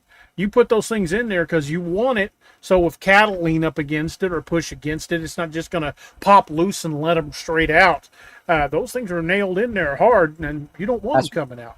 That's why, if anybody's ever put fence in, I can't remember what the tool's called, but you know what tool I'm talking about. It's got that big claw on the end of it that you got to put it inside that little nail and pry it up, and then take it's got the little jaws on it that you grab a hold of after you pry it out with a big hook. You got to put those jaws in it and yank it out. They don't come out easy. Hillary says, "Oh, I left plenty of long blonde hair stuck on fences when I was a wee lass. I remember leaving the crotch of a couple pairs of blue jeans on a barbed wire fence." Yeah. Done that a time or two. Lone Queen says, "You're going to pull some skin off of your hair that long tangled up. Makes me think it isn't horse or cow, as they are coarse enough to pull away versus pulling out skin." Yep, that's kind of verification of what we were saying. So, what about the absence of visible hoof prints? Do you think that weakens the horse explanation, or do you think that goes to show it probably wasn't a horse in the first place? Yeah, I kind of go back to what I said earlier. He may have seen something, just didn't realize that he was seeing it. He's already thinking horse or cow, so he's looking for a specific type of impression, and he doesn't see that impression, and everything else just kind of fades away. Bone Queen says, "In other words, I think the tangled hair is finer than horse or cow, which explains being tangled so badly." I would agree. You will sometimes find, knots and stuff in horses' manes. I've been around horses my whole life. But they generally brush out pretty easy. Very rarely do you have to cut clumps out. But, so this is for all of y'all. Again, I want you guys to keep these questions in mind. How much evidentiary value, so how much weight does the hair have when the sample itself apparently no longer exists? Because it's a consistent detail in the story, no matter which source I found. So how much weight do you think the hair gives the story, Robbie? Well, I mean, I guess it's like 6 1, half dozen other. It's a good indicator. It's a good thing, but you can't put too much stock in it because we don't have it. Right. So now, one thing, the last question I want to leave you guys with before we jump on forward is most importantly here: are we accumulating independent corroboration, or are we still accumulating details from just one source? That's a question I want you guys to keep in mind as we move forward. So John, he could have stopped right there. He could have found something caught on the fence, he had his family safe inside, and darkness was beginning to settle over the property. So, but instead, according to the account, he handed that clump of hair to his son, climbed through the fence, and headed toward the woods to see if he could figure out what had left it behind. And before long, both John and his son reportedly realized they weren't the only things moving through those trees. And that's where we start with the next exhibit, Into the Woods, the first reported face-to-face encounter. All right, folks, pay attention now, because this is where the Cowman story changes considerably. Up until now, nobody other than the 4-year-old Tim has actually claimed to have seen the creature. His mother reportedly smelled something and saw the fence moving. John Jr. heard something following him through the woods, and John found that reddish-brown hair caught in the barbed wire. That's plenty enough information to get our attention, but it's still just a collection of observations that could possibly have ordinary explanations. But according to Baker's account, that changed when John and his 12-year-old son, John Jr., climbed through the fence and went into the woods. The tree line was reportedly only about 10 feet beyond the fence, and they entered along a small game trail that deer regularly used. It was somewhere around 8 o'clock in the evening, so there was still a little bit of daylight left outside the dark timber, but underneath the canopy, it was already becoming fairly dark. As they continued down the trail, John reportedly began smelling the same odor his wife had described earlier, something resembling rotten garbage mixed with wet dog. He also developed that uncomfortable feeling most of us who spent time in the woods probably recognize, whether there's anything actually behind it or not. He felt like he was being watched. There's another detail. How many times have we heard that detail reported in other encounters? Many. So eventually, John decided they'd gone far enough. He told his son they should turn around and get back to the house before it became completely dark. And according to the account, John Jr. really didn't need any convincing. But that's when they heard the footsteps. They were coming from somewhere off to their left, moving through the woods alongside them. When John and his son stopped walking, the footsteps reportedly stopped as well. When they started moving again, the sounds resumed. Now let me put that slide up real quick. Yeah, that's the one. There we go. Okay. Now, we want you to put yourself in John's position for a minute, because this next decision is unusual enough that we think it's worth considering rather than just skipping over it.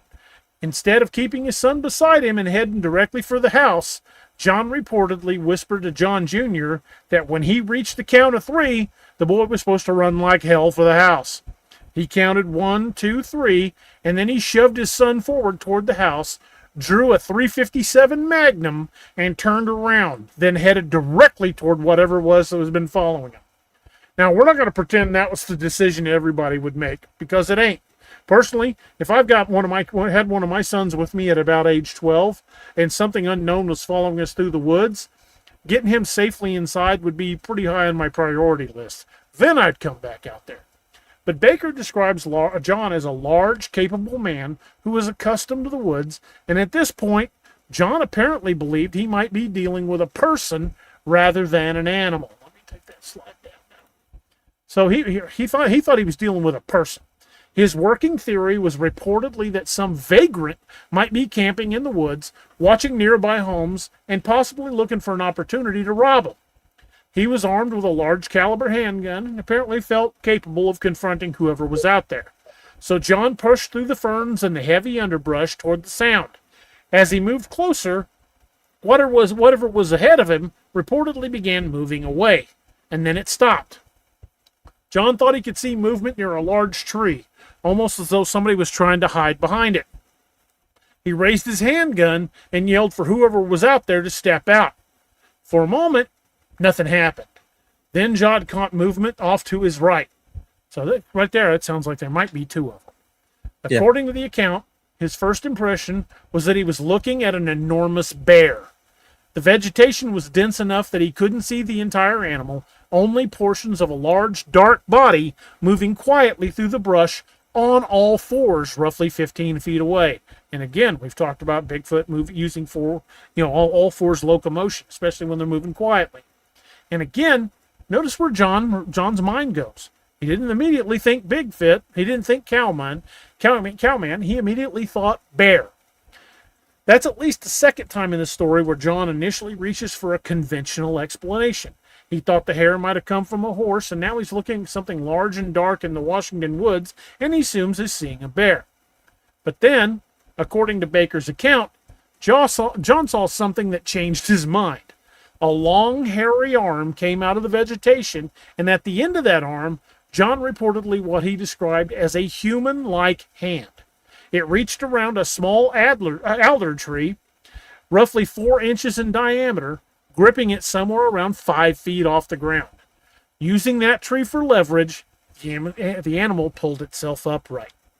John estimated that once it was standing, it was well over 7 feet tall and extraordinarily broad through the chest. Because of the fading light and the heavy vegetation, he said he couldn't make out much facial detail. Although he reportedly believed the eyes appeared red and thought he could see teeth as though the animal were pulling its lips back. What does that sound like? So I want to stop on the eyes for just a moment, because this is exactly the kind of detail that gets exaggerated when cryptid stories get retold. The account says John thought the eyes seemed to glow a deep red. It doesn't necessarily mean we're talking about self-luminous glowing red eyes. There's a considerable difference between eye shine, tapetum lucidum, where available light reflects from the structures within an animal's eye, and eyes actually producing their own light. If John's description was accurate, we want to know exactly what the light source was available, where John was standing in relation to it, and whether what he described could have been just reflected light. Unfortunately, we don't have that information. So we're going to leave it exactly where the account leaves it. John reported what appeared to him to be deep red eyes. What happened next is considerably harder to explain conventionally if the account is accurate, which at this point I kind of believe it is.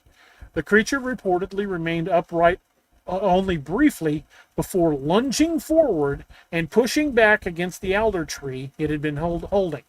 The tree snapped.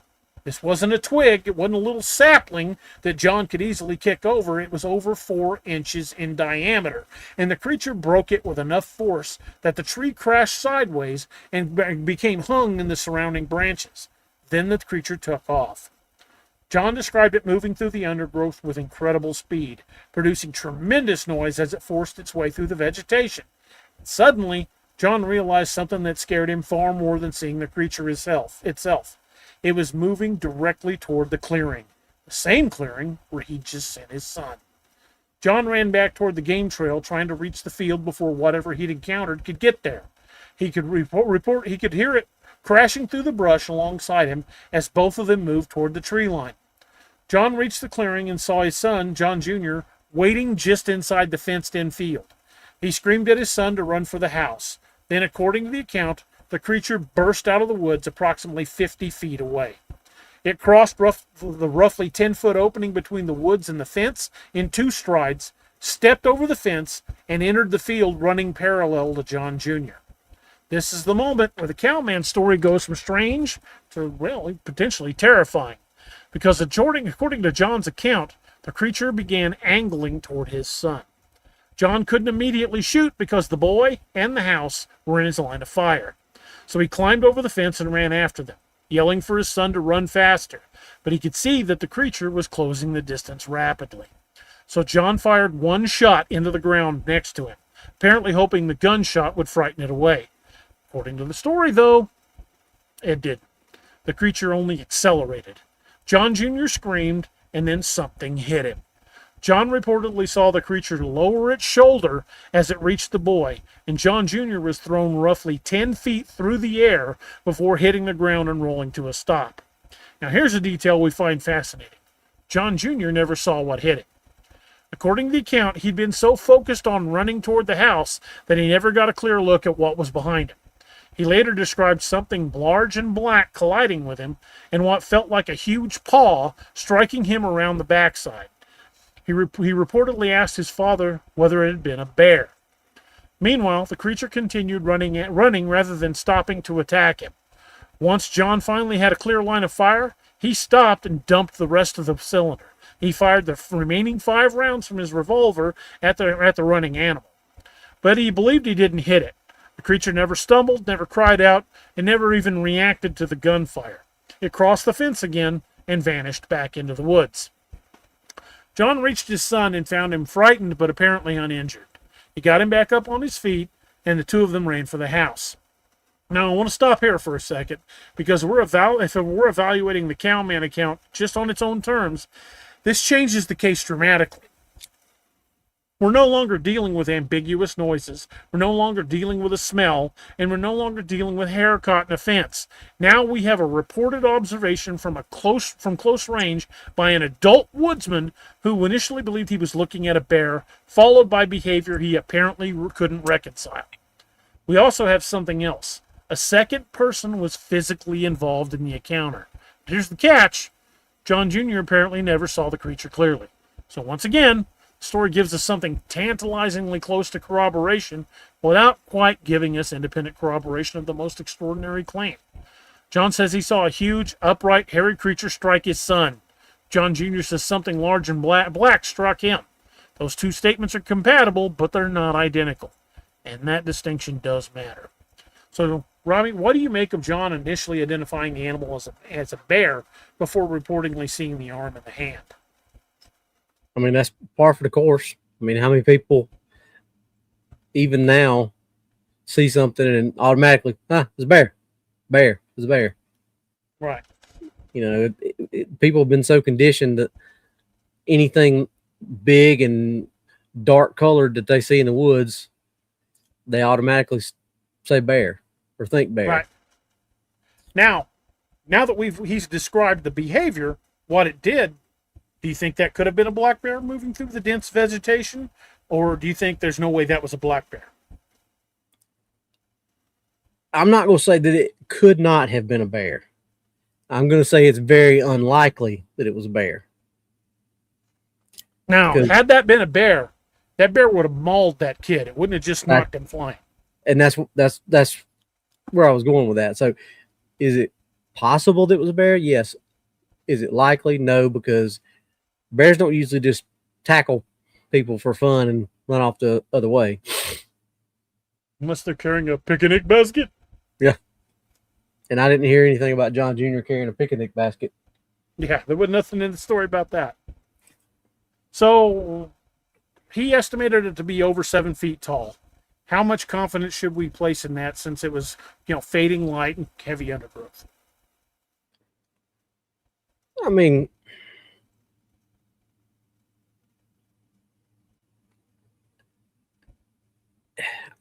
he put as much confidence in it as any of his other statements. I mean, he hasn't been,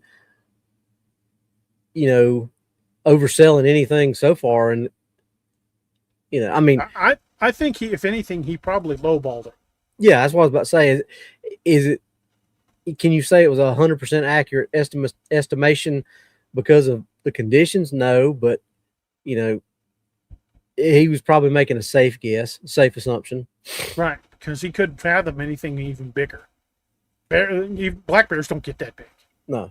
So here's a critical question. This is for everybody listening. I want you to keep this question in mind. Robbie, imagine a 4-inch in diameter tree. Could you break it? No. A tree roughly the diameter of a softball. You think anybody listening in the chat tonight, could you break a tree that big around with your bare hands? After I hit it with my boarding axe a few times, maybe. So I don't think any one of us, heck, I don't even know if what's his name? Eddie Brian Shaw or Eddie Hall. Yeah, Eddie Hall. I don't think Eddie Hall could break a 4-inch diameter tree with his bare hands. Not a live one. A dead one, maybe. But one still alive and sticking out of the ground and snap it off at 5 feet off the ground. Well, I would put Brian, because Brian Shaw's got way more grip strength than Eddie does, and Brian's 6'8". I wouldn't even think Brian could do it. I don't think the mountain could do it. So, what about the report that it went from 4 legs to 2 legs and then back to 4? That's consistent with stuff we've heard before. Yeah, absolutely. And way earlier than the internet and the Googles, where people could just get that. where did he get that from? If he didn't see it, that's not like that was a behavior that was widely reported in the 60s that I know of anyway. Not that I'm aware of either. So you got somebody roughly, what, 40 years ish before the internet explosion of everybody that puts these. I mean, his behavior that he's witnessing and describing stacks up with stuff that we hear now. And you know, it's like we always talk about, of every major nation on every continent and every civilization has stories of this thing that are roughly the same, but yet they had no contact with each other and had no way of knowing that, you know, halfway across the world, the same people were describing the same thing. They had no way of knowing it. So you got to throw that in there and throw that into consideration of, you know, it wasn't like he was reading this off a Reddit post and saying, yeah, that's what it was doing. So why do you think it collided with the kid and kept running?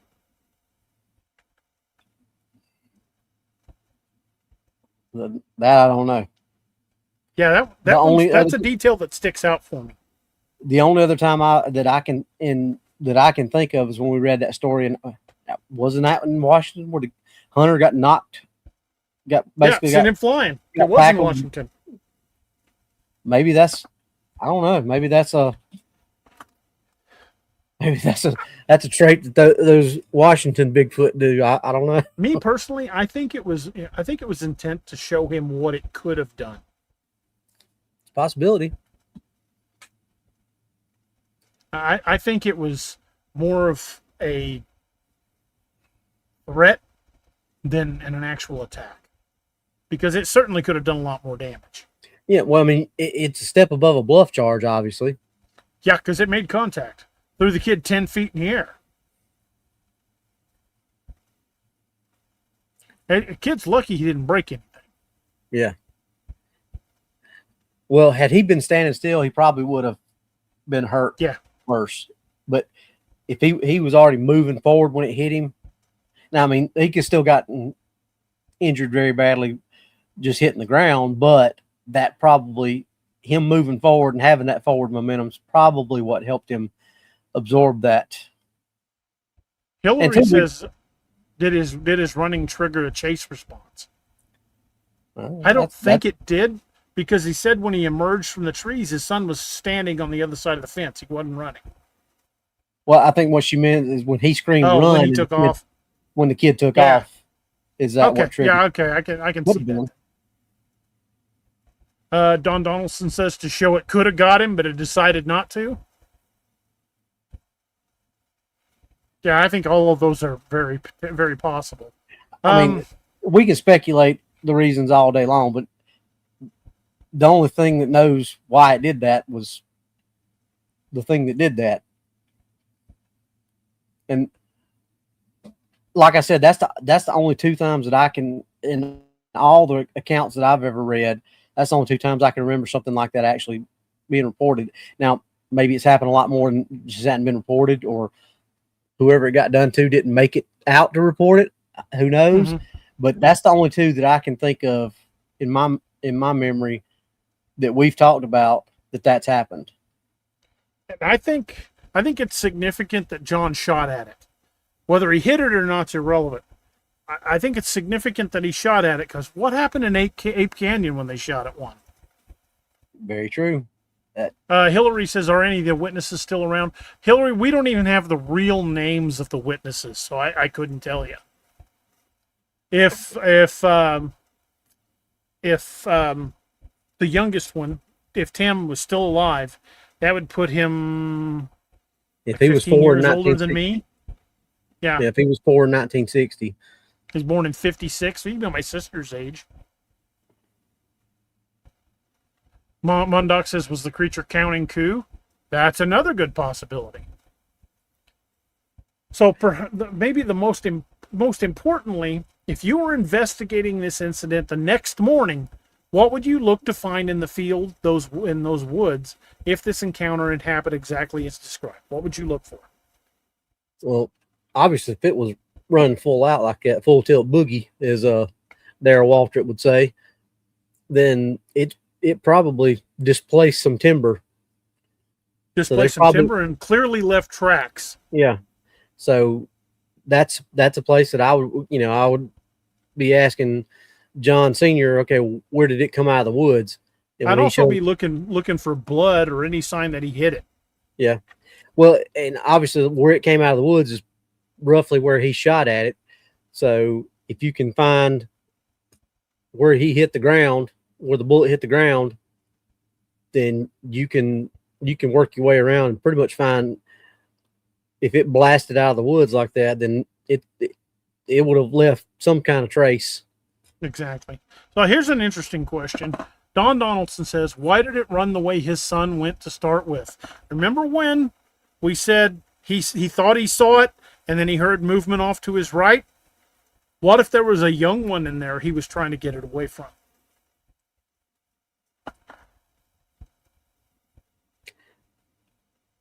What if it was deliberately trying to get him away from its mate, its young one, its something? Well, remember what I told you happened to me and Johnny? When that one paced us way past the normal spot. Mm-hmm. And then as we think it happened, slipped and fell down the hill. And as we were walking towards it, we hear all that, the ruckus that started back behind us. And we turn around and look the other way. That's a possibility too. Yeah, absolutely.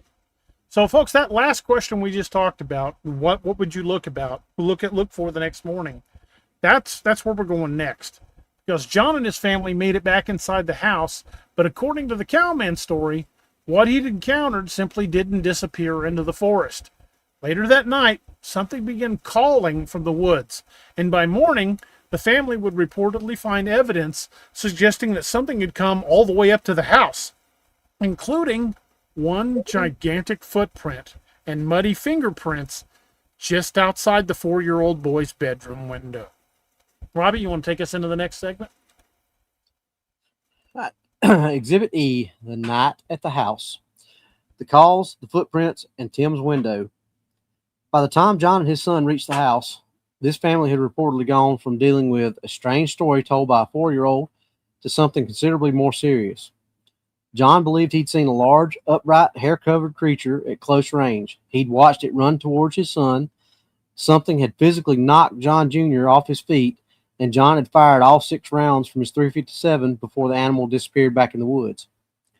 If the account is accurate, we don't think anybody in that house was getting much sleep.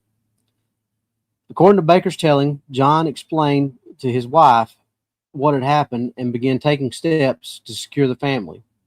This is also where we have to remind ourselves that we're dealing with a rural family in Washington during the 1960s. Their response wasn't necessarily going to look like the response of somebody living in a subdivision today. John was reportedly accustomed to firearms, accustomed to the woods, and apparently believed that whatever he'd encountered represented a potential threat to his family. Then sometime later that evening, they began hearing something outside. The sound reportedly came from the direction of the woods and was described as a long, powerful vocalization unlike anything the family had recognized. The account portrays it as loud enough to carry across the property and disturbing enough that nobody was eager to go outside and investigate. Now, this is one of those places we have to be careful with language. Calling something a Bigfoot howl doesn't tell us anything. That's an interpretation. What we have is a report of that the family heard an unusually loud vocalization coming from the woods and didn't recognize the source.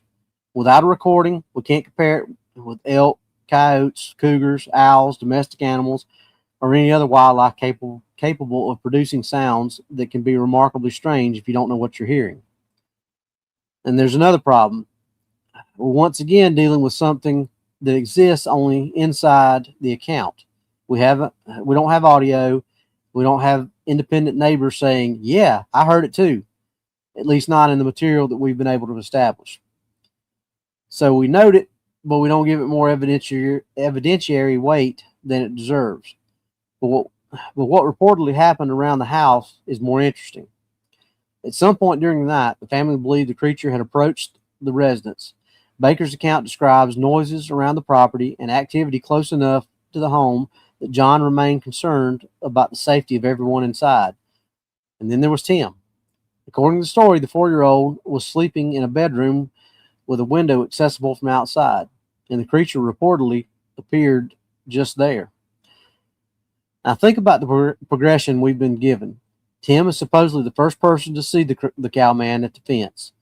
Later that same day, John encounters what he believes is a creature in those same woods. The animal then reportedly runs toward John Jr.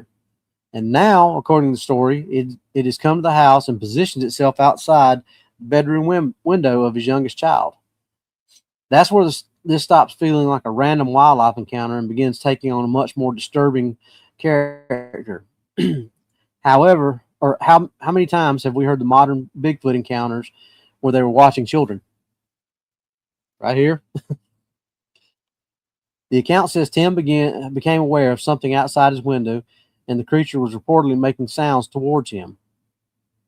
Depending on the version and the retelling you're familiar with, you may have heard considerably more elaborate descriptions of that interaction. We're deliberately not going beyond what we can trace with reasonable confidence, because this is exactly where a frightening story can acquire details every time somebody retells it. What matters for the investigation in this central claim: something large was reportedly outside Tim's bedroom window, and the following morning the family went outside to look, and this is where we reach another one of those moments where we find ourselves wishing somebody had treated the property like a crime scene. According to the account, they discovered an enormous footprint near the house. The print was described as approximately 18 inches long and human-like in overall shape. Now, 18 inches gets our attention, but an 18-inch footprint isn't automatically an 18-inch Bigfoot footprint. Excuse me. We want measurements beyond length. We want width at the heel, across the 4 foot, toe dimensions, stride length, depth, substrate, conditions, photographs, and a scale. Photographs of the entire trackway rather than a single impression, and preferably a cast. Because one isolated impression can fool you. A partial track can overlap another track.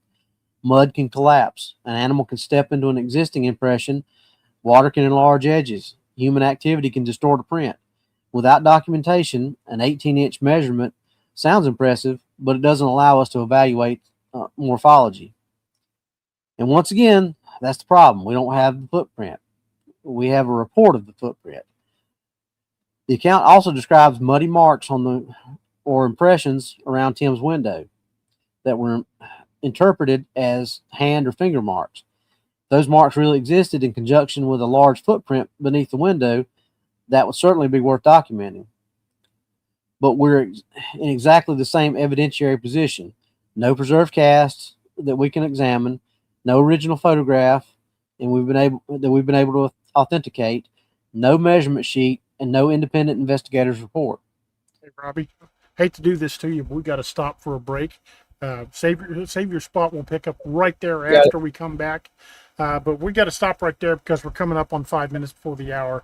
So we got to take a short commercial break. But before we go, though, think about where this investigation stands right now, because we've covered a lot of ground since the last break. According to the account, we've now got a 4-year-old who reportedly sees something strange near a barbed wire fence, a mother who smells something foul and sees the fence moving, another child who believes something large followed him through the woods, hair, possible tissue, an adult witness who claims close range encounter with a large upright creature, and a physical collision, gunfire, nighttime vocalizations, and an enormous footprint. And something apparently is coming close enough to the house to leave marks outside the child's bedroom window. All of these events happen. If all these events happen as reported, this is an extraordinary case. We want to remember the question we've been asking all night. How much of it can we establish? Because when we come back, another adult enters the story and potentially gives us exactly what we've been looking for.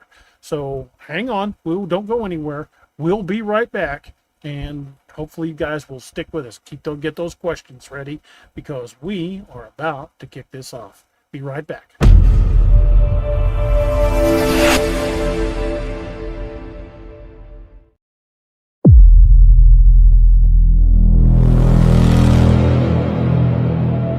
If you are fascinated by the Sasquatch, Dogman, the Mothman, and the unexplained, this is the event you won't want to miss. Featuring special guest speakers D.A. Roberts, Scott Nelson, and Margie K. And guiding your experience throughout the day, MC Race Hobbs. Enjoy vendors and exhibits, Bigfoot call contests, costume contests, games and interactive events, and much more. Join us Saturday, September the 12th in Kansas City, Missouri for a full day dedicated to the world of cryptids and the paranormal. Register now at ozinstitute.org. That's ozinstitute.org. Hey everybody, this is Kerry Pocket Doc Davis from Dark Angel Medical, and you are listening to DA Ex Machina with D.A. Roberts. You may recognize me or some of my products from Dark Angel Medical in some of the Apex Predator, Lakeview Man, and Wild Hunt books, and you can get those products at www.darkangelmedical.com, along with training classes on how to use those products and save a life. Shoot us an email at info@darkangelmedical.com and be the difference. In a world where monsters still walk the earth, one author dares to face them. From the brutal cryptid horror of the Apex Predator series to the Ozark legends that stalk the night in Lakeview Man. From the elite warriors of codename Wild Hunt to the relentless investigations of the Nightmare Hunter and the frontier terror of Dark Frontiers. When the dead rise, the Ragnarok Rising saga unleashes pure zombie apocalypse fury. And across the stars, war rages in the Lost Legion and Man's Marauders. And in the realm of myth and steel, the world of Vanguard calls to those born for legend. Cryptids, zombies, sci-fi warfare, epic fantasy. This is the universe of D.A. Roberts.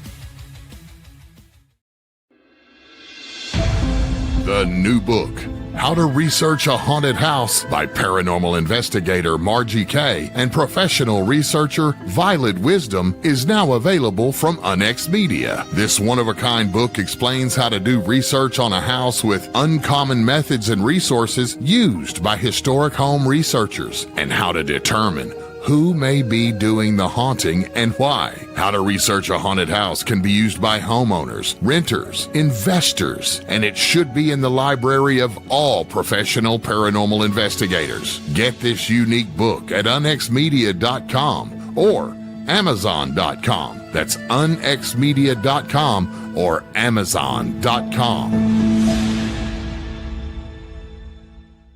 2026 is off to a great start, and it's almost time. With many exciting predictions and the recent emphasis on a potential major planetary event occurring in April, it promises to be a super transformational month. And we couldn't be more excited to be in Hawaii during this shift to integrate new frequencies. Folks, this will be a once-in-a-lifetime experience. April the 20th through the 24th, 2026. Join us in Kona, Hawaii for Journey to Truth's very first vacation conference retreat. Enjoy 9 presenters over 5 days with ocean adventures with dolphins and whales and sacred sites and so much more. Experience Hawaii like never before. You will enjoy 5 days on the Big Island, so don't wait. Start planning your trip today at journeytotruth.online. That's journeytotruth.online. The paranormal field is changing, and now, more than ever, it's time for professionals to lead the way. Join the Oz Professional Paranormal Investigators Association, a global network of serious investigators dedicated to raising the standard of real paranormal research. Access professional certifications, advanced training, and courses exploring true investigation, psychic phenomena. If you're a real paranormal investigator, be a part of the group defining the future. Join today. Visit ozinstitute.org. That's ozinstitute.org.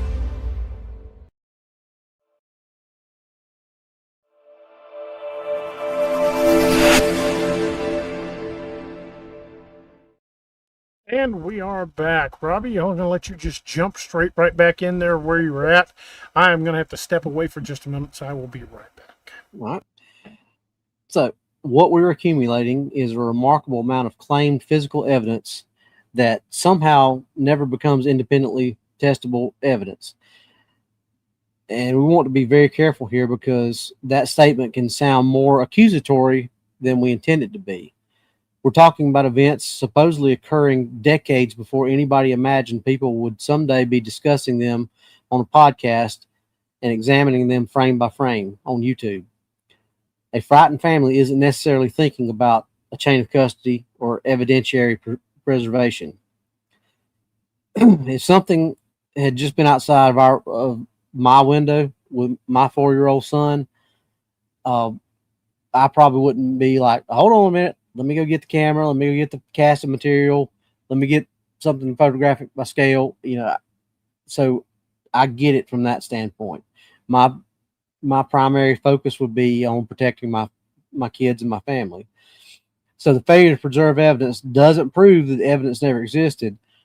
But 60 years later, it's absolutely the limits of what we can do with it. There's another question here that bothers us more than the footprint. Why Tim?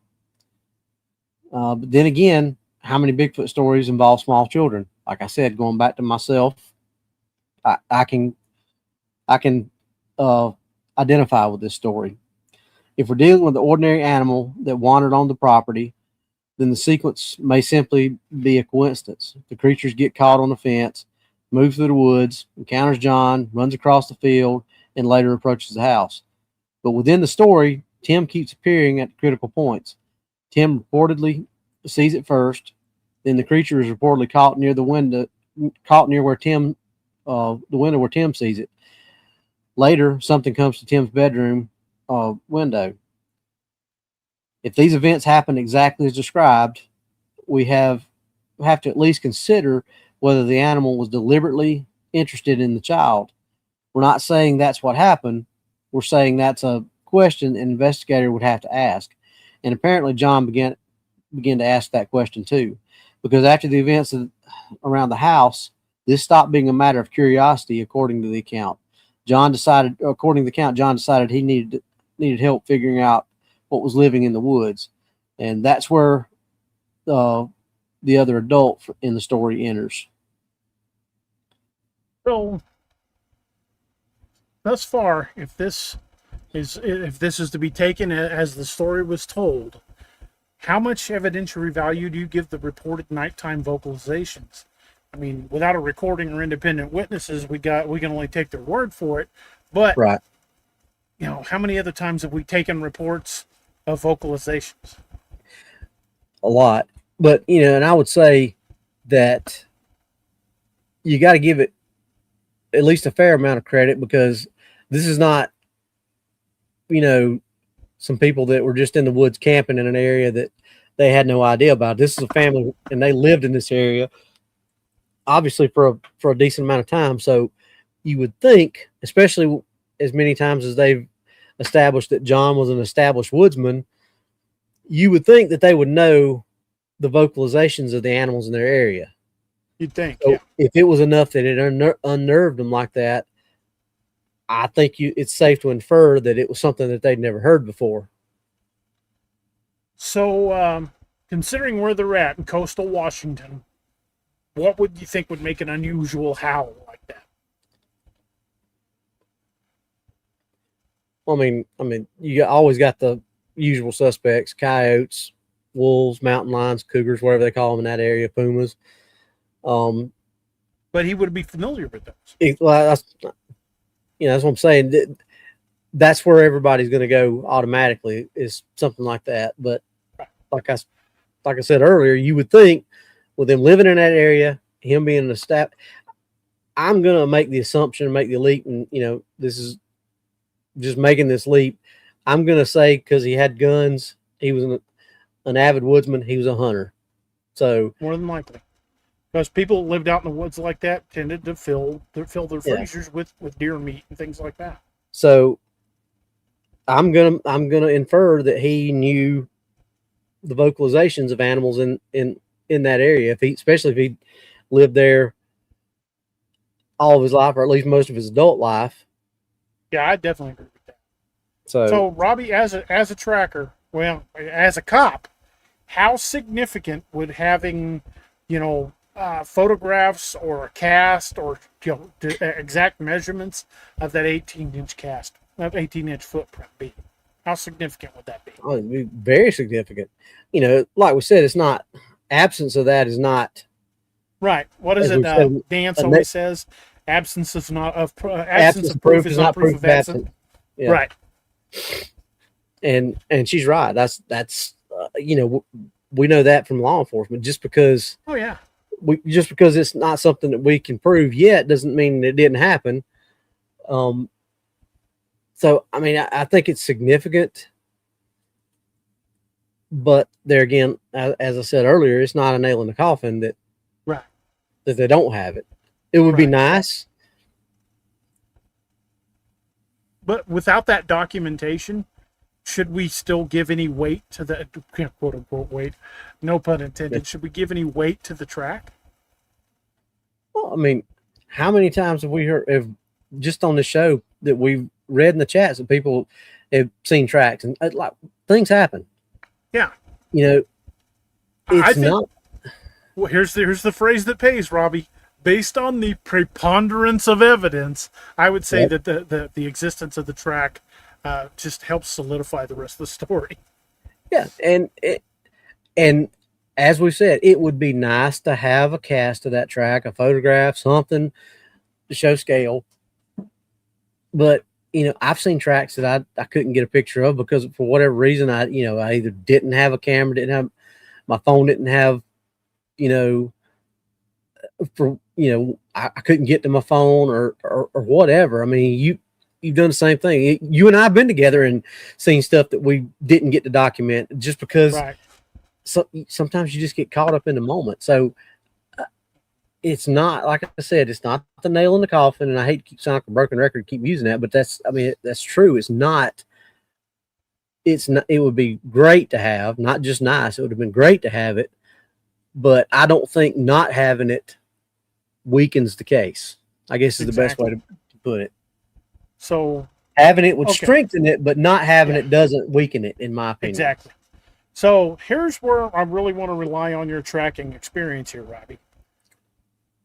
You and I both know that, like, for example, a footprint in snow, freezing, melting, refreezing can make the track bigger. Now, this was in bare ground, and they have described it as like a bare human-like impression. What could expand? Okay, let's say somebody had a size 14 foot. That's a pretty good size boot. Mm-hmm.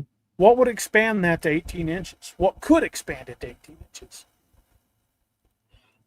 Well, like you said, if it's a double step, like somebody stepped and then moved forward and the flat part of their foot erased the original toe impressions, and that can do it. Weather, if it had rained and kind of the over the night, the ground maybe dried up a little bit, and that can, the ground shrinking and contracting and expanding can cause things to you've seen it when we've looked at tracks that are underwater. They look bigger than they are sometimes. Sometimes they look smaller depending on how the light's reflecting off the water surface. without knowing all the conditions of the substrate and where the track was found and what the weather conditions were, it's hard to say exactly what could do that. It could have done that, but I mean, there's all kinds of factors. But without actually looking at the track, which, like we said, this is the hitch and the giddy up, so to speak. Without having something to look at, it's hard to say, if it was a pristine track or if it was something that, had some kind of factor that made it look bigger than it actually was. But yeah, to answer your question, there are things that absolutely can make things appear different sizes. I've told you about tracks in the sand. If the wind's blowing, heavily, it can shift track pattern. I mean, if it's blowing across just one section of tracks, you can have a straight trackway, and all of a sudden in the middle of that trackway, you can have 3 or 4 prints that are shifted to the right or the left of that straight trackway, just because the wind actually moves the tracks themselves, and it looks like, straight line off to the, stuff like that happens. So there's all kinds of things that can affect a track. But again, when you're out there looking at it, you have being in the moment and actually looking at it and seeing the conditions, knowing what's going on. That is what helps you. Without having all that, it's hard to say, yeah, this actually is what caused, or this is this, or this is that, because it's just, there's so many factors that can go into it. Another thing I find really compelling about this story is the way it focused on the 4-year-old. How many times have we heard stories where it focused on small children or a woman home alone? A lot. Probably a lot more. This happened long before any of those stories were ever on the internet. Yep. So that's another detail I find really interesting. And are you noticing the same problem I am? Why does this case repeatedly produce potentially extraordinary physical evidence that never seems to survive for independent examination? That's a question we do need to ask about this. What happened to the evidence? In my personal opinion, I think we've kind of already sort of answered that. John was in, I'm going to protect my family mode. He wasn't in cryptid investigation mode. Exactly. This was not a cryptid investigation. I don't think, other than like John Bindernagel, I don't think anybody was investigating this back in 1960. No, probably not. Maybe, what's the other guy? The British guy. I know who you're talking about, but I can't think of his name. Yeah, he was real big around the same time Bindernagel was really coming into prominence too. Mm-hmm. He's been on all kinds of. He was on In Search of, like, what's that guy's name? Yeah, it's going to drive me nuts too. I can't think of it. But yeah, other than people like that, there wasn't anybody. Right. He was actually one of the first ones, I think, that went and investigated Bluff Creek after Patterson and Gimlin. Yeah. So do you want to finish this out and lead us into the next segment? I think we already, we were at the, I thought we were anyway. Well, there's a little bit right there after the questions. Okay. Did not say, all I saw was commercial break, so I rolled over past that. All right, at this point, if I were John, I wouldn't be particularly interested in proving Bigfoot existed. I'd want to know exactly what was coming onto my property and whether my family was safe. And we've kind of already established that. But according to the account, John apparently reached the same conclusion. So he brought in another man, and for the first time since the investigation began, we potentially have somebody outside the immediate family entering the case. That's important because if we're trying to establish whether the Cowman encounter actually happened, an independent witness could change everything. The question is whether he does. Now we're on to Exhibit F. So Exhibit F is the outside witness. This is where Patrick enters the investigation. And again, We don't know if Patrick's his real name. It probably isn't, because I don't think they used anybody's real names in this. So we left where we left off is what we think is one of the most important developments in this entire case, because up until this point, almost everything we've presented has remained inside the family, and that really does matter. Family members can corroborate one another, but from an investigative standpoint, somebody outside that family potentially gives us something much stronger. If another person walks onto that property without having experienced everything John and his family experienced, examines the scene, and independently observes something unusual, suddenly we've got another source of information. Let me bring up that image. Oops. According to Baker's account, that's exactly why John called a co-worker. We're going to refer to him by the pseudonym they used in the story, Patrick. Patrick wasn't just another logger, and that's kind of important to know that John was a logger. Patrick wasn't just another logger. Baker's account describes him as a former Washington State police officer who was no longer with the agency, reportedly because of problems involving alcohol. John nevertheless considered him a good worker and apparently believed Patrick had enough investigative experience to be useful. The account also makes it clear that Patrick was skeptical when John first explained what had happened. He didn't immediately accept the cowman story, but he apparently believed John was genuinely frightened and agreed to help him look around. And now that combination interests us. As former law enforcement officer, and Robbie's still currently one, I was skeptical of the story, but willing to examine the scene potentially exactly as the kind of person we want to. A person who's skeptical of the story is exactly who we want looking at this. Look at this from an investigator's point of view. We don't want somebody that immediately goes Bigfoot. Patrick goes in skeptically. So John sends his wife and kids away for the day, and when Patrick arrives, the two men arm up and begin searching around the house. Before they even reach the woods, they reportedly discover something significant. At the rear of the house was an outside water faucet that leaked enough to keep a patch of exposed ground beneath it muddy. According to the account, sitting right in the middle of that mud was an enormous footprint. John described it as looking like a bare human foot, except that it was at least 18 inches long and unusually wide. Now, nearby were 4 straight grooves, each reported about 8 inches long, almost as though someone had dragged 4 fingers through the mud. Now, if you're remembering what we said before the break, this is where the story starts tying itself together. Tim had reportedly said the cowman spent part of the night outside his window. John Jr. had heard something against the house. Now, John and Patrick reportedly find a large footprint and strange finger-like marks in the mud near the residence. According to the account, they continued around the house toward Tim's bedroom, and that's where they discovered marks on the exterior wall beneath the window that appeared consistent with something having been there. Now, if we're investigating this in real time, that's potentially important physical evidence. But here's the question we've been waiting all night to ask. What did Patrick actually see?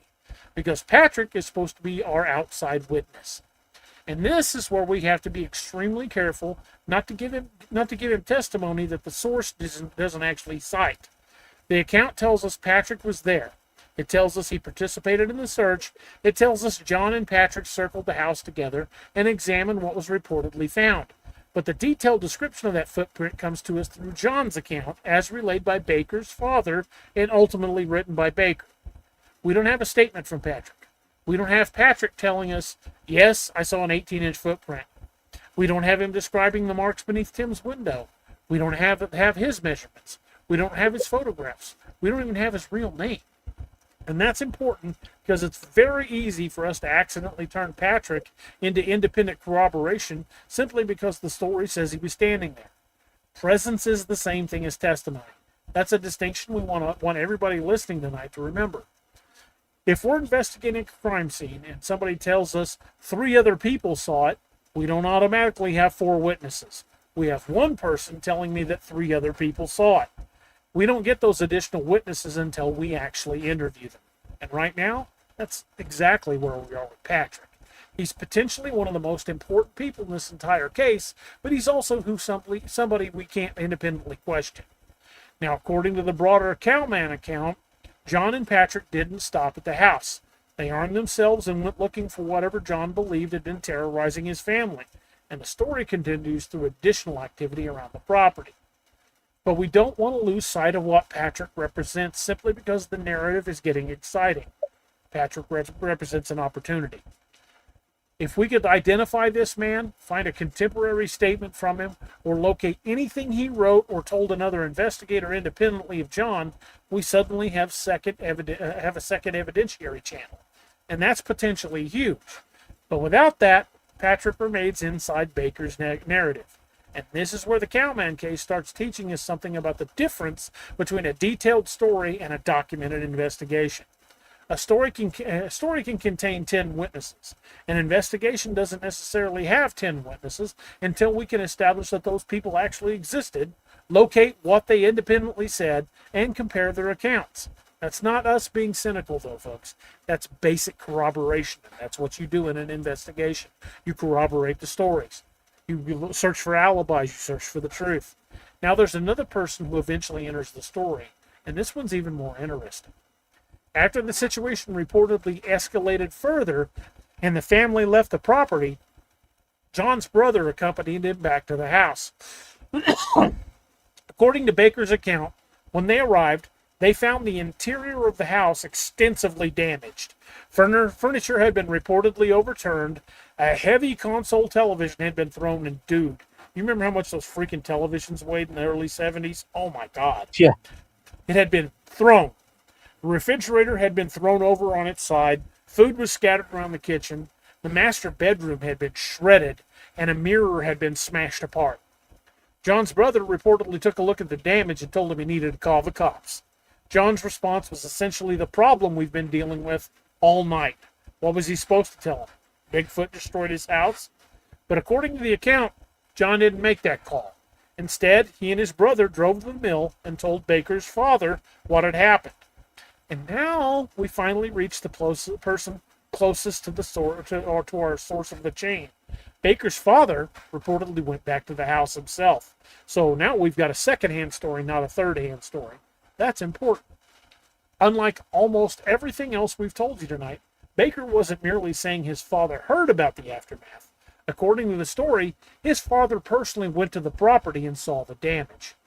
Baker says his father walked through the house with John, observed the destruction, and even noticed cracks in the ceiling that they'd interpreted as possibly having been caused by something very tall standing upright inside the house.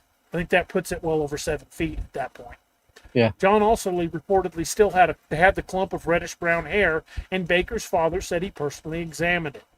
Now that gets our attention, because if Baker is accurate recounting what his father told him, we finally moved one step closer to true independent corroboration.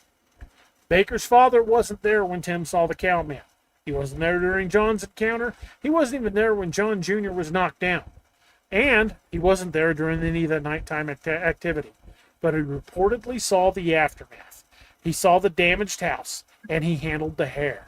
That's considerably more useful to us than somebody simply repeating John's story. But it still doesn't solve the underlying problem. We don't have Baker's father's contemporaneous report. We don't have photographs he took inside the house. We don't have the insurance documentation. We don't have the insurance adjuster's report. We don't have repair invoices. We don't have a police report because, according to the story, the police were never called. And we still don't have the hair. Baker's account even acknowledges that he later asked his father what became of that sample, and his father apparently didn't know because John never mentioned it again. That's frustrating because we're getting tantalizingly close to something independently verifiable. If the house was damaged badly enough that a heavy television and refrigerator were thrown around, windows were broken out, furniture was smashed, and the family ultimately moved away, there should have been a paper trail. The account even claims that the homeowner's insurance adjuster inspected the damage and refused to cover it because the adjuster believed John himself had caused the destruction in a drunken rage. But think about that. If that happened, somebody outside the family saw the house. Probably more than one person. There may have been an insurance claim. There may have been an adjuster's report. There may have been repair records. Heck, there may have even been records associated with the eventual sale of the property. Suddenly, we're not talking about trying to prove an 8-foot creature existed. We're talking about proving whether a house was damaged. And that's a much easier historical question, at least in theory. And yet, based on what we've been able to establish so far, we don't have those records. So where does that leave our outside witness? Patrick reportedly participates in the investigation, but we don't have his testimony. John's brother reportedly sees the destroyed house, but we don't have his testimony. Baker's father reportedly sees the destroyed house, examines the hair, and his recollections, his memory, forms the basis of Baker's story. An insurance adjuster reportedly inspects the damage, but we don't have that report. There's a lot of potential corroboration, but potential corroboration and documented corroboration are not the same thing. And that's exactly why the final exhibit matters. So, do you think Patrick's reported presence strengthens the case, even if we don't have independent statements? Yeah, I mean, I think it's no different than anything else we've talked about tonight. I mean, there again, we're looking at this through the lens of 2026 and how we would investigate things. But how long has this type of investigation been going on now versus how long it had been going on then? So it's hard for us to judge how we would handle it now versus how they would have done and handled things back then. Right. So, when we look at it through our lens, it's a little bit, I don't want to say jaded, but you know what I mean. Right. It's hard. It's easy for us to say, well, yeah, they should have had this, they should have done that, but they weren't investigating it like we were. Exactly. That was the point I was getting at. It was just an animal. They didn't know what it was. Yeah. So, would you think to do some of the stuff that we're talking about doing? Obviously we would think about it now because that's what we would be investigating it as. Right. But like you said, all they knew was some strange animal was stalking their property, basically. Right. So, how much weight should we give Baker's father's claim that he personally saw the damaged house and examined the hair? I personally feel that having his son have taken the story directly from the dad, who was an eyewitness, I think that really, really boosts. Yeah, I mean, you could give it as much weight as anything else we've given tonight. Yeah, actually, I think it would give it a little bit more weight because it wasn't him telling a story of what his dad told him. It wasn't just that. It was him recording eyewitness details from his father versus story here. Well, that's what I'm saying. I think that at least as much as we've given everything else, if, like you said, if not more. Yeah, and then, of course, we got John's brother who also saw it, and an insurance adjuster. And the thing is, if the adjuster went and looked at it and said, well, you did this on your own in a drunken rage, would there ever even have been a report? Because would he have even filed a report if they weren't going to cover anything? Right. I mean, maybe not. And our first color television we got in 1973. I remember it because it took 4 men to carry that heavy son of a gun into the house. Yep. It was massive. One drunk dude did not throw that across the room. No. But, so I really wish we had the missing hair sample or even the cast, but we just don't have that physical evidence. So at this point, how many independent witnesses do you believe we would actually have as opposed to the people Baker says were involved? I mean, if the insurance file was filed, we'd have him. He probably didn't come alone. The report got sent to somebody. I think we've got potential second layer witnesses that the story doesn't even mention. Yeah. I would love to know the real names of the family involved and see if we could figure out which insurance company it came from. But finding that, probably no chance of that. Or very, very slim.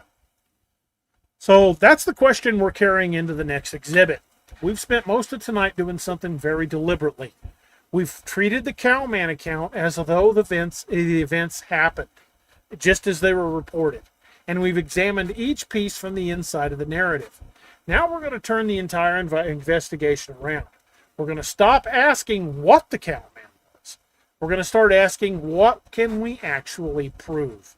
And when we do that, this case starts to look a little different. Robbie, you want to take us to the next section? We're in G, right? Yeah. Exhibit G, investigating the story. What can we actually establish? All right, this is the point where we're going to change the way we've been looking at it at the Cowman of Copalis Beach, because for most of the tonight we've been deliberately giving the accounts and the benefit, or giving the account the benefit of the doubt. We've walked through the events substantially as they were presented in Baker's story. We've looked at what the witnesses reportedly experienced, and we've tried to evaluate each piece without dismissing it simply because we don't have the original witness sitting right in front of us. Now we want to turn the investigation around. Instead of asking what happened to John and his family, we're going to ask a much more basic question. What can we independently establish actually happened? That's an uncomfortable question with this case, because within the narrative, there's an enormous amount of evidence. There's a child who reportedly sees a creature, another child who hears something following him, a mother who smells something unusual and watches a fence moving, and hair and possible tissue being recovered from that fence. An adult who claims a close range visual encounter, another child who is physically struck, gunfire, vocalizations, a huge footprint, marks around the bedroom window, another adult brought into the property, extensive damage inside the house, the brother who reportedly sees the aftermath, Baker's father who reportedly examines both the damage and the hair, and even an insurance adjuster who supposedly inspects the residence. If we had all that evidence in a room, we'd have one hell of a case. But we don't. What we actually have is an account attributed to S.D. Baker, who says he learned much of the story from his father concerning the events experienced years earlier by a man Baker identifies with the pseudonym John and members of John's family. We also have evidence that the versions of the story circulated within the online Bigfoot community years ago, and that people on the Bigfoot forums remembered an older version and discussions with the person who posted it. That helps us establish that the story has some history behind it, but it doesn't independently establish the events described within it. That's the distinction we want to concentrate on now, because providence and corroboration are related, but they're not the same thing. If we can trace the story back 20 or 30 years, we've established that the story existed 20 or 30 years ago. We haven't necessarily established that the events described in the story happened. So we start looking for kinds of things that we'd expect to find if we're reopening any historical investigation. We want a contemporary documentation, statements from the people involved, photographs, newspaper coverage, law enforcement records, property records connected to the alleged location, insurance documentation, or anything else that will allow us to step outside Baker's narrative and establish portions of the story independently. And based on what we've been able to locate for tonight's investigation, that's where the trail becomes frustratingly thin. We haven't located a contemporary police report connected to the alleged events, although the account itself gives us a possible explanation for that, because John reportedly chose to not call law enforcement. We haven't located a contemporary newspaper report describing a family near Copalis Beach being terrorized by an unknown animal. We haven't found any authenticated photographs of the reported footprint, the damaged fence, the marks around Tim's window, or the destruction inside the house. And we haven't found the hair sample that supposedly contained possible tissue. Most importantly, we haven't located firsthand statements from John, his wife, John Jr., Tim, Patrick, John's brother, or the insurance adjuster. Again, listen carefully to how we're saying that. We're not telling you those things never existed. We're telling you that we haven't been able to locate them. That's a very different statement, and we think researchers sometimes damage their own credibility when they confuse the two. If we haven't found something, the responsible conclusion is that we haven't found it, not nobody ever could.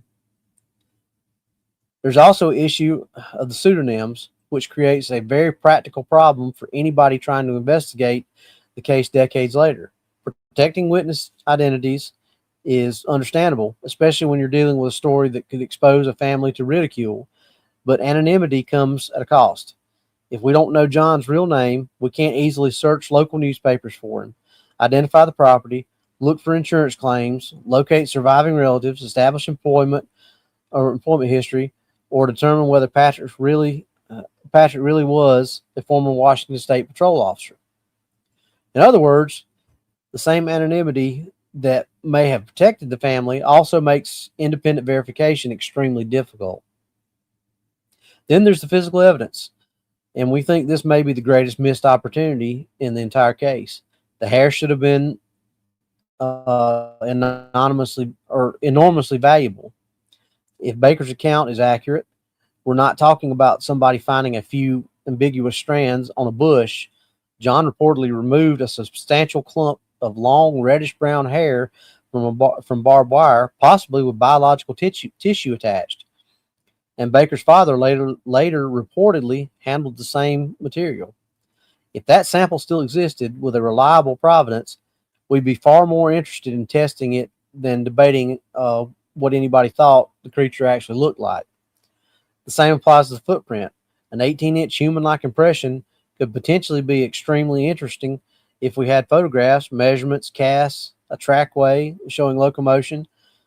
Without those things, however, we have a description of a footprint rather than a footprint we can evaluate.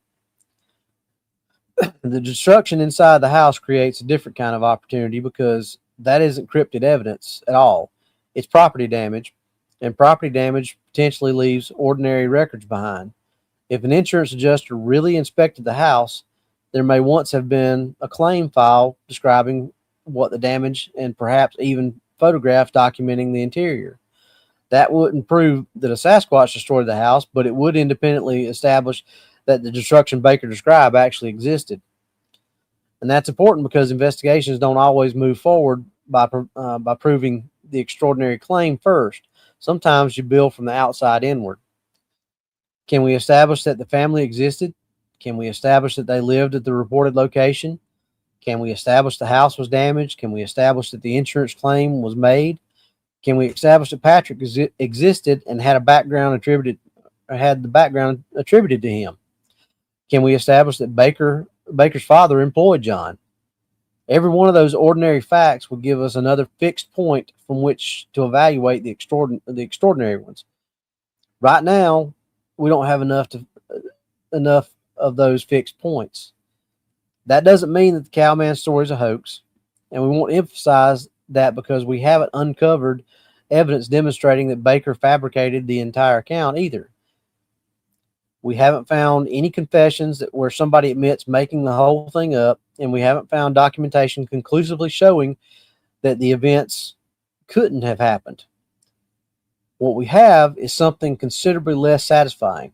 We have a detailed story with potentially impressive internal corroboration, but with very, very little independent documentation available from an outside source chain that delivered the story. And there's another trap we want to avoid here.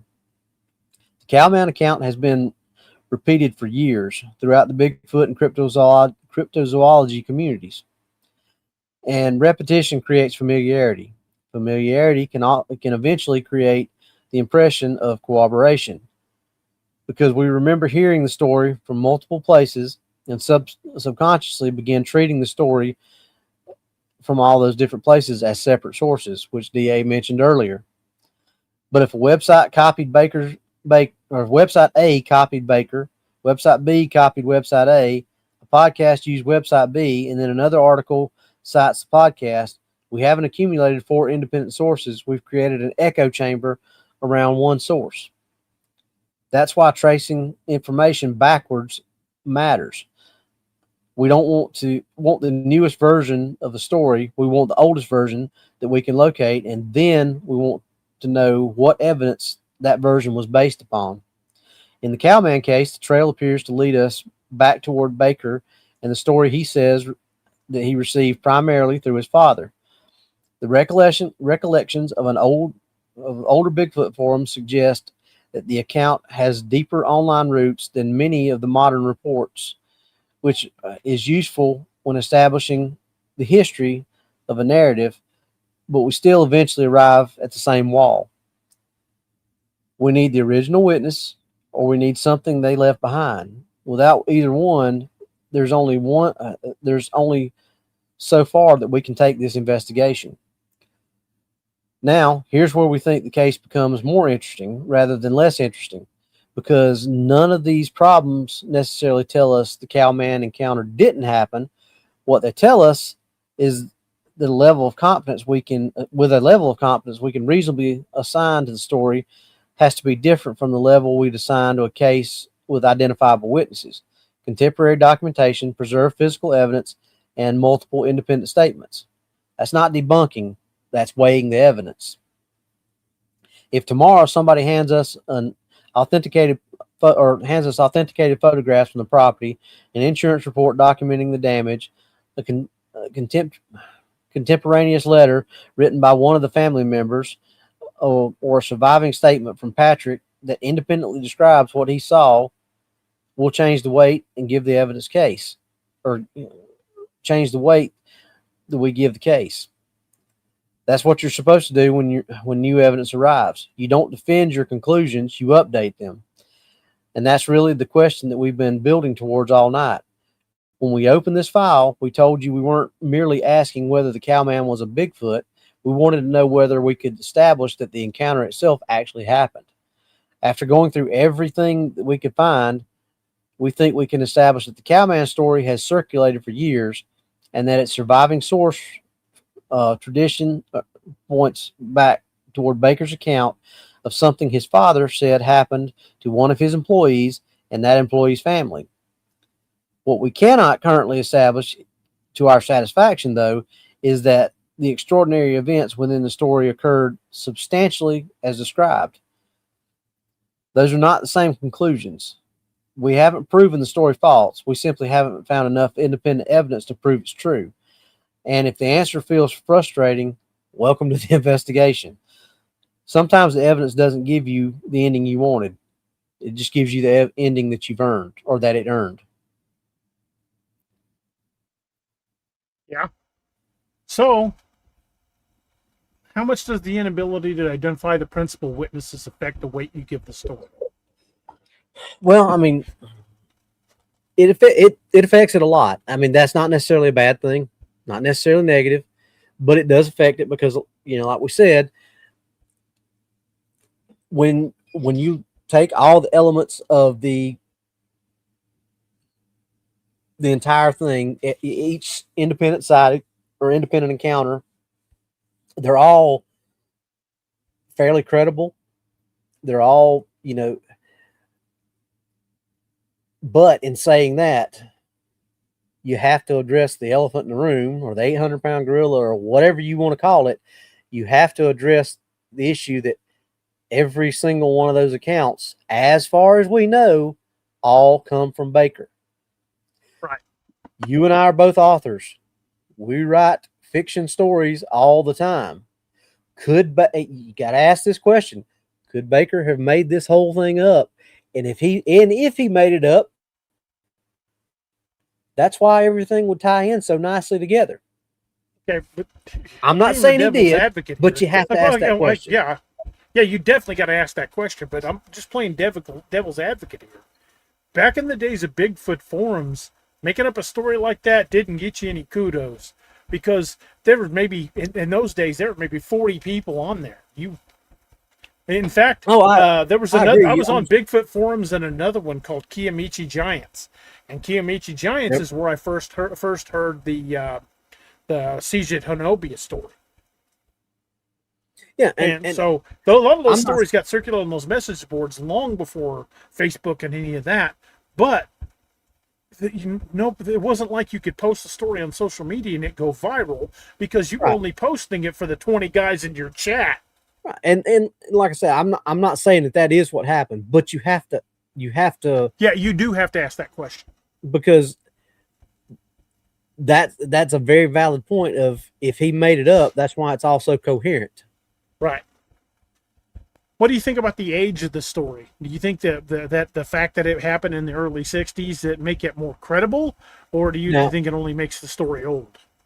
I think based on the way the story is told and the things that happen, I think that gives it a little bit more credibility because simply, the mindset, like I mentioned earlier, the mindset was totally different. There was Nobody only was a few looking for the people. 15 minutes of fame.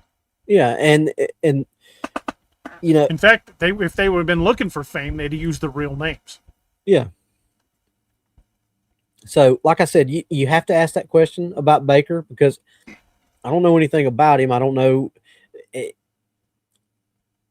To me, personally, it doesn't sound like somebody that is writing an extravagant story that's made up to garner fame. Because if it was, I think there would have been a lot more flair added to it, for lack of a better term. I think it was told very matter of factly, and it. Now that's not saying that he couldn't have wrote it that way, but it just feels to me like it was the way it was written out, the way that we presented it here makes it feel like it actually was him listening to what his father was telling him, and it is written out like somebody would having these encounters would relay it. Right. It doesn't sound like one of the books that we read. It doesn't sound like it is. There's some fantastical things, obviously, but it doesn't read like a fiction novel. Right. I guess. But if this was a story, if this was a complete fabrication, it certainly rings true.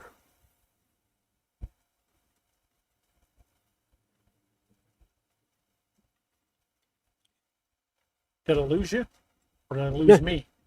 Okay, sorry. I hear you. I thought I disconnected or something.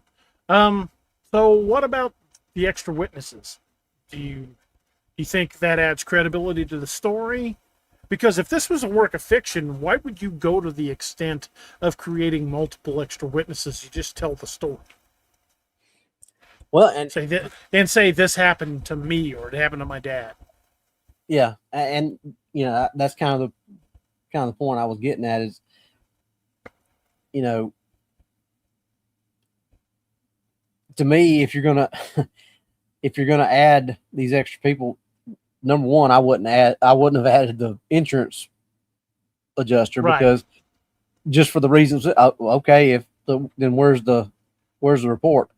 And if I was trying to give myself more credibility, I would have said he called the cops and the cops either didn't come or came out there and didn't know what to make of it. Like, I'm just telling what they told me. I don't know why they called the insurance adjuster out there. I don't know. I don't know if they did actually. I'm just, that's just what was told to me. That, to me, that's kind of lends to the credibility, because I don't know why you would. That would kind of weaken, just because of the fact that, okay, that's something that's, like you said, that's something that's kind of easy to look into and check if we had the real names, obviously. That kind of goes back to that. There's all kinds of little twists and turns and pitfalls that kind of can trip you up in this one if you what if it too much. Now, based solely on what we've talked about tonight, do you think there's enough evidence to conclude that something unusual did happen to that family? Oh, I think absolutely something unusual happened. Now, what happened? I don't know. I personally, I think we kind of hit the nail on the head earlier. I don't think it was an actual cowman. I think they had a Bigfoot encounter. I do too. And that's just what the kid's mind defaulted to, what he knew. For the simple fact that, like what we talked about, there's just so many things. Now, I don't know when he actually, you might have said it earlier, or when he actually put the story out there, but there's just so many things in the story that, so many things that we hear now that in the 1960s was not commonplace. Right. So if he wrote this story in the 70s or even the 80s, this stuff still wouldn't have been commonplace. Right. It wouldn't be something like there was a database where you could look at sightings. Yeah. It just wasn't. Oh yeah, they walk on all fours a lot of time. Oh yeah, they they make this kind of wood knock sound. Yeah. There's he would have had to, if he did fabricate it, I think it would have had to have been something that, unless he's just that clairvoyant and right, knew what people were going to be talking about, in this day and age, to write it that way. I think that, because if he wrote it in, 80s, or probably even, I would say probably even the early 90s, you still wouldn't have known all that stuff. Right, exactly, because it was pre-internet. Yeah. And there's so many things that we hear, that we read in that story tonight, that we've actually heard people tell us that they've experienced. And experienced for ourselves. Exactly. So like I said, having to play devil's advocate and having to throw that out there, having to ask that question, do I believe he did that? No, but that's something that you have to. Exactly. You have to, like we say, you have to examine all the evidence, not just the evidence that you can't pick and choose. Oh, well, I don't want to throw that in there because that'll take me somewhere. Might take me somewhere I don't want to go. I want this to go here. You can't do that. You have to go where the evidence takes you, not where you want the evidence to take you. Yeah. But folks, bear in mind that right now, the only thing we can confidently say is that this is a remarkably detailed story. We don't have any of the corroborating evidence, even though these details are extremely compelling and they line up with so many other stories. But ask another question I want you guys to ask yourself is, what evidence would you need to change your mind one way or the other, to make you believe, to make you disbelieve? Because this is the case file that we have. So now we're going to do what we promised you at the beginning of tonight's show. We're going to stop presenting evidence. We've put everything together and we've examined tonight on the table. We're going to put it all out there at the same time and tell you where we land. But this time, we don't think one verdict is enough. There are really two questions before you folks, because you are the jury. Do we think the Cowman story is possible? That's question number one. And have we seen enough evidence to conclude that it actually happened? Those questions may sound similar, but after spending tonight inside this case, we don't think they're even remotely the same. Now it's time for the jury deliberation. But before we do, unfortunately, it is coming up on the top of the hour, and we still got quite a bit of material to cover. So, folks, if you will bear with us just a few more minutes, we're going longer tonight than we have in a while. We are about to have to take our third commercial break, which we're usually done after 2. But here we go with the third commercial break, and we will be right back, folks.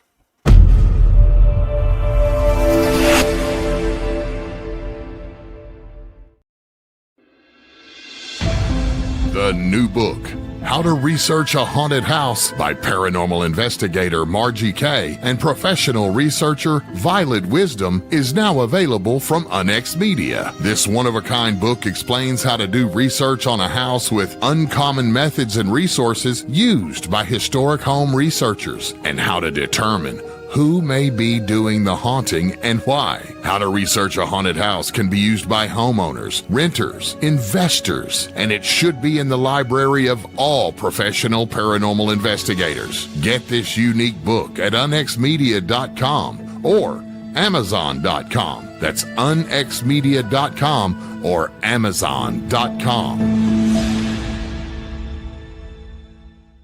2026 is off to a great start, and it's almost time. With many exciting predictions and the recent emphasis on a potential major planetary event occurring in April, it promises to be a super transformational month, and we couldn't be more excited to be in Hawaii during this shift to integrate new frequencies. Folks, this will be a once-in-a-lifetime experience. April the 20th through the 24th, 2026, join us in Kona, Hawaii for Journey to Truth's very first vacation conference retreat. Enjoy 9 presenters over 5 days with ocean adventures with dolphins and whales and sacred sites and so much more. Experience Hawaii like never before. You will enjoy 5 days on the Big Island, so don't wait. Start planning your trip today at journeytotruth.online. That's journeytotruth.online.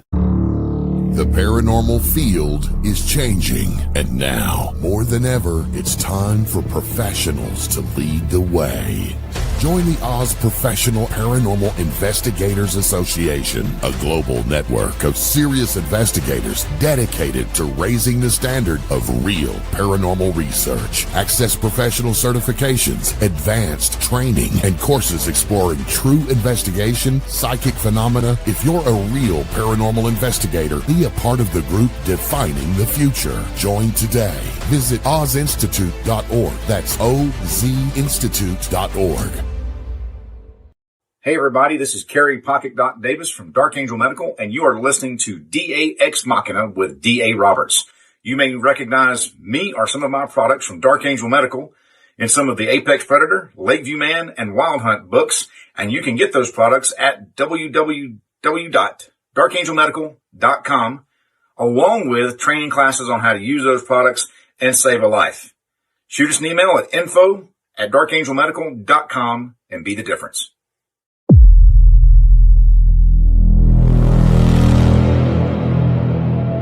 If you are fascinated by the Sasquatch, Dogman, the Mothman, and the unexplained, this is the event you won't want to miss. Featuring special guest speakers, D.A. Roberts, Scott Nelson, and Margie K. And guiding your experience throughout the day, MC Race Hobbs. Enjoy vendors and exhibits, Bigfoot call contests, costume contests, games and interactive events, and much more. Join us Saturday, September the 12th in Kansas City, Missouri for a full day dedicated to the world of cryptids and the paranormal. Register now at ozinstitute.org. That's ozinstitute.org. In a world where monsters still walk the earth, one author dares to face them. From the brutal cryptid horror of the Apex Predator series to the Ozark legends that stalk the night in Lakeview Man. From the elite warriors of codename Wild Hunt to the relentless investigations of the Nightmare Hunter and the frontier terror of Dark Frontiers. When the Dead Rise, the Ragnarok Rising saga unleashes pure zombie apocalypse fury. And across the stars, war rages in the Lost Legion and Man's Marauders. And in the realm of myth and steel, the world of Vanguard calls to those born for legend. Cryptids, zombies, sci-fi warfare, epic fantasy. This is the universe of D.A. Roberts.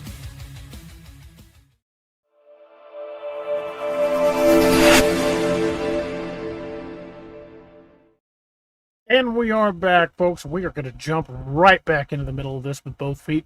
So thank you guys for sticking around. We've still got quite a bit of stuff to cover. So weighing the Cowman case. So we've reached a point where we're going to stop adding evidence to the file and start weighing what we've already got.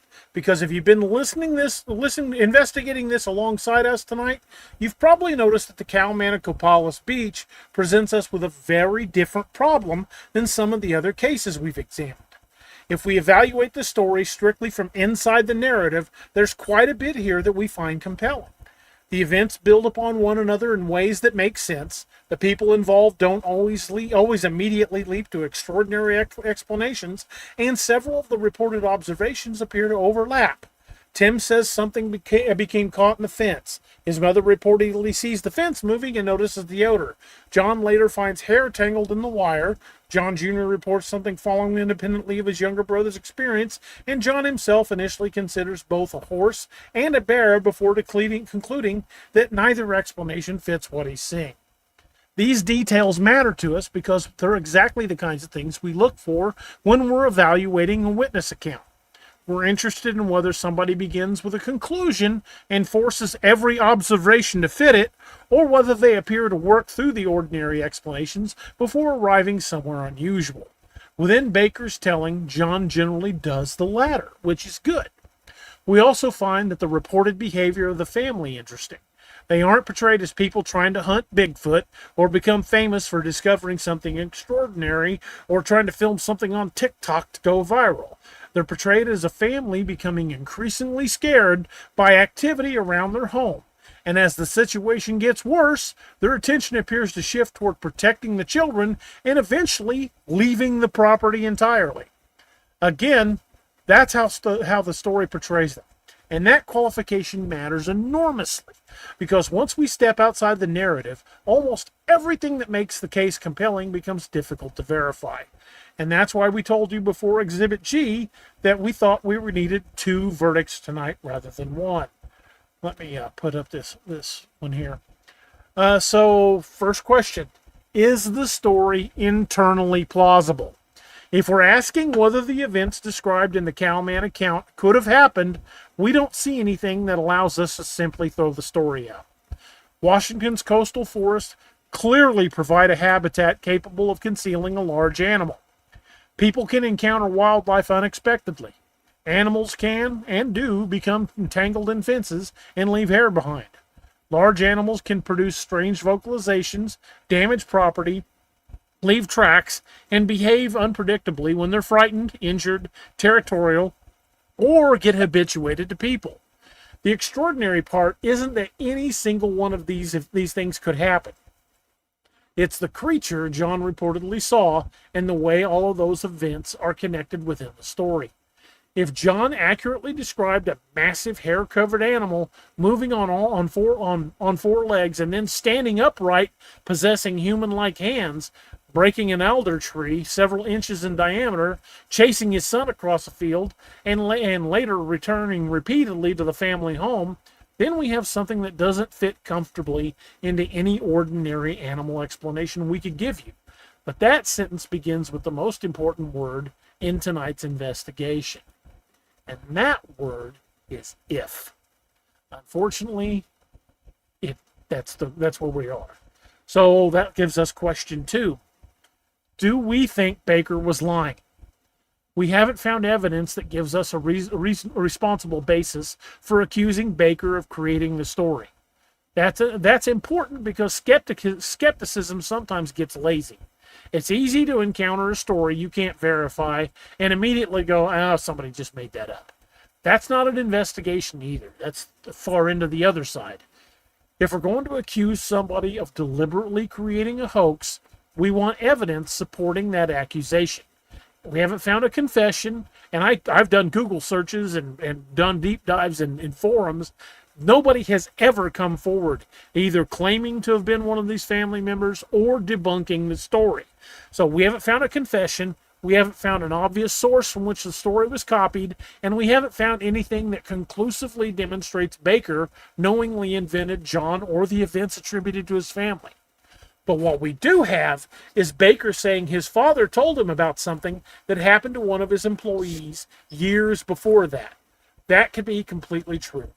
Baker could have accurately reported exactly what his father told him, and the underlying story could still contain mistakes, exaggerations, misunderstandings, or details that changed over time. That's one of the reasons hearsay becomes increasingly difficult to evaluate as the number of links in the chain grows. So, our verdict, I'm pretty confident I can speak for Robbie on this. Our verdict is that Baker lied. I think he was telling the truth. Our verdict is that we don't have enough independent information to determine how accurately the story reflects the original events. And that leads us to the third question. What's the strongest evidence? This is an unusual one because our answer isn't the footprint, and it isn't even the hair. For me, at least, the potentially strongest piece of evidence is Baker's father. If Baker accurately represented his father's involvement, then his father reportedly knew John personally, employed him, heard the account directly from him, visited the property afterwards, saw extensive damage inside the house, and personally handled the reddish-brown hair John claimed came from the fence. That's potentially significant because Baker's father provides a bridge between the person telling us the story and the family who supposedly experienced it. Problem is that we're still receiving his observations through Baker. If we had a recorded interview with Baker's father, a written statement from him, photographs he took at the property, employment records identifying John, or anything else that could independently connect him to the events, that bridge would be considerably stronger. But as it stands, it's interesting, but it doesn't get us all the way across. And question 4, what's the weakest part of this case? For me at least, that's easy. I'm sure Robbie will agree. It's the missing documentation. Not one missing photograph or one missing report, but the cumulative absence of things that should potentially be available if the story happened substantially as described. The hair's gone. We haven't located authenticated photographs of the footprint. We haven't located photographs of the damaged house. We don't have John's statement. We don't have his wife's statement. We don't have statements from either of the kids. We don't have Patrick's statement. We don't have John's brother's statement. We don't have the insurance adjuster's report. And we don't have a police report, although the story itself tells us why one may never even existed. Any one of those things being missing wouldn't bother us very much in a decades-old case. But taken together, however, they kind of leave us with very little that we can independently test. And that's a problem we can't really get around. So that leads us to the next question. Does the lack of evidence mean it didn't happen? Well, frankly, no. And we want to make that absolutely clear. Absence of evidence is not automatically evidence that something didn't happen, particularly when we're talking about an alleged incident from roughly 60 years ago involving people who apparently had no intention of creating a historical record for future cryptozoologists. Families don't preserve every insurance document forever. Photographs disappear, people die, houses change ownership, memories fade. Physical samples get thrown away because nobody realizes they might someday matter. All of that is completely reasonable. But there's another side to that principle that sometimes gets forgotten. The absence of evidence also doesn't become evident that something did happen. We can't just fill the gaps with belief. All we can do is acknowledge the gaps and adjust our confidence accordingly. So, what would change our minds? This may be the most important question of the entire deliberation because every one of you investigating this, right here along with us, you should know that what evidence would cause you to completely revise your conclusion. For us, well, at least for me, it wouldn't require a preserved piece of the Cowman sitting in somebody's freezer somewhere. Give me something ordinary. Identify John. Show me a piece of documentation that establishes that he actually did work for Baker's father. Or show me the property. Find the insurance claim. Find the photographs of the damaged house. Locate Patrick and verify the background attributed to him. Find an old letter from one of the family members describing the events before the story became part of Bigfoot folklore. Or give us a newspaper clipping mentioning unexplained property damage or unusual animal activity in the area. Any one of those things gives us another independent anchor, gives us several of them, in fact, and our assessment of this case would change substantially. That's what we mean when we talk about following the evidence rather than defending a belief. We don't need the new evidence to agree with us. We need it to tell us something we didn't know yesterday. So, let's get to our verdict. And Robbie, we'll have you jump in here too. After spending tonight reopening the Cowman of Copalis Beach, where do we land? We think there are two answers, at least I do. On the first question, do we think the story describes something that could conceivably have happened? Yes, I do. Robbie?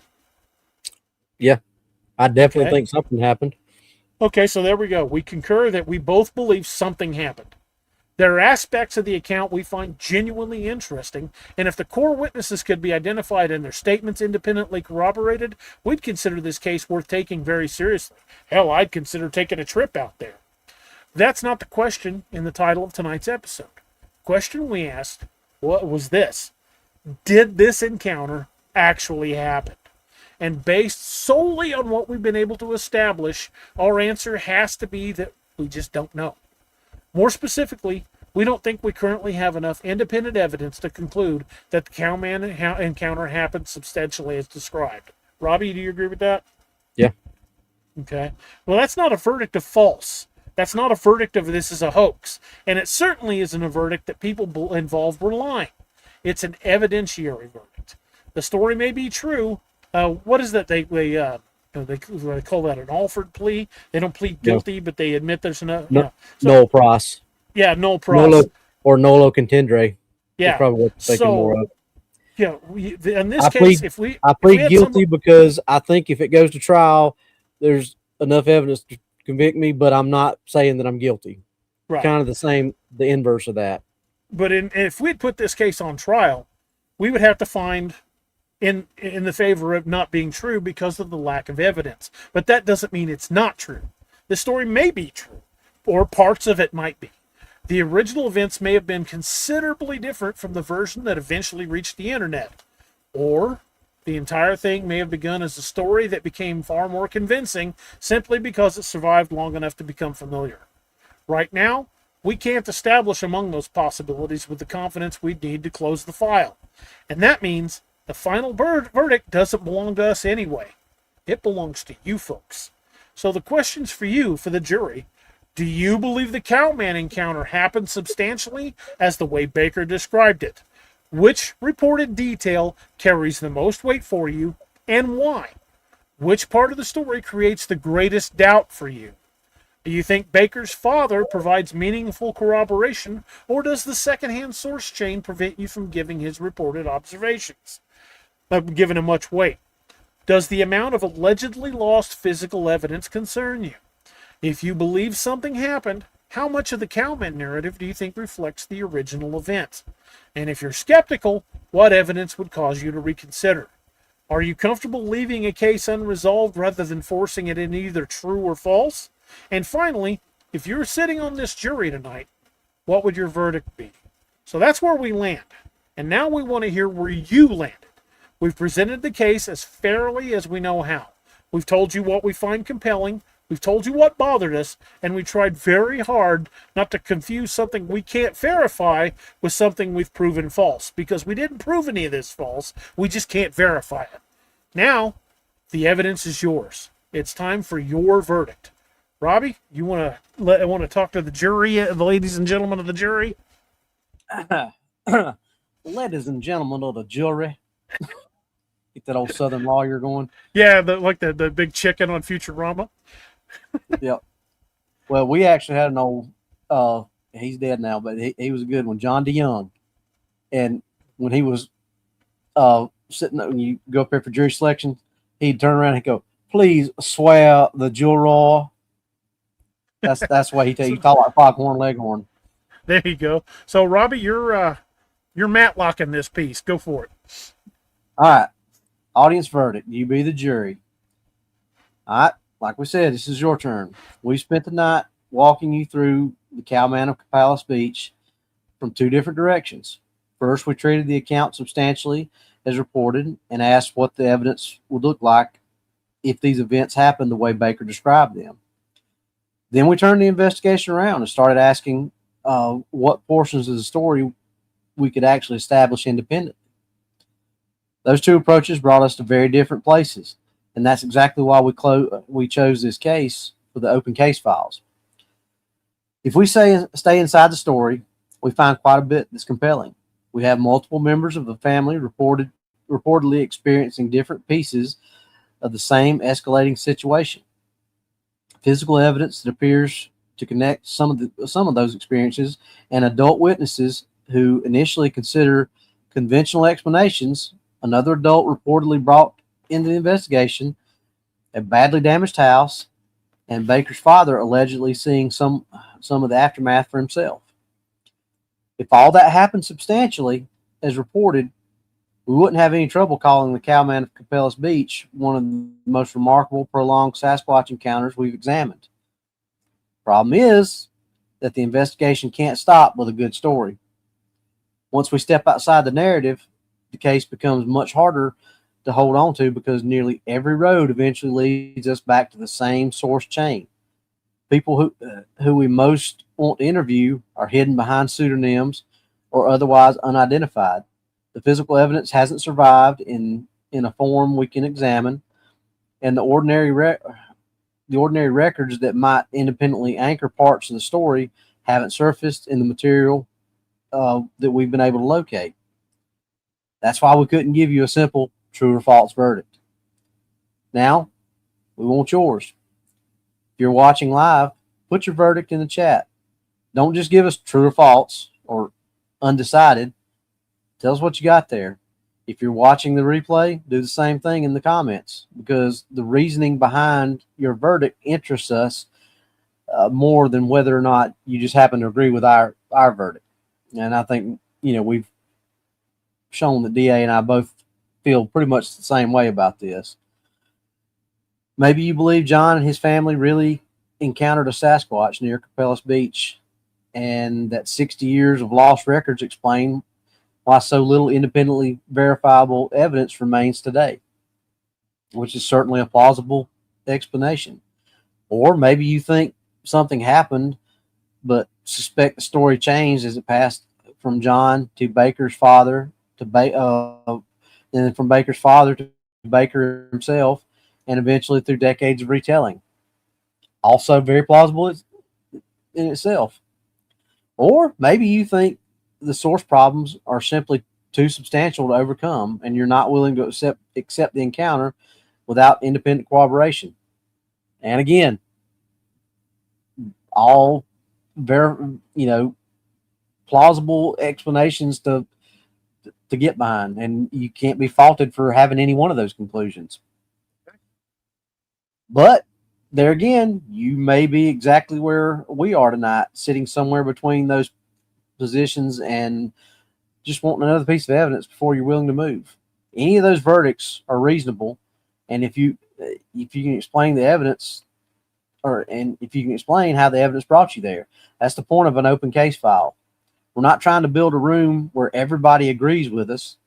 We want to build a room where we can look at the same evidence, reach different conclusions, explain how we got there, and remain willing to change those conclusions if somebody brings something better to the table. And that brings us to something we want to ask all of you directly. If you know more about this case than we've been able to uncover, we want to hear from you.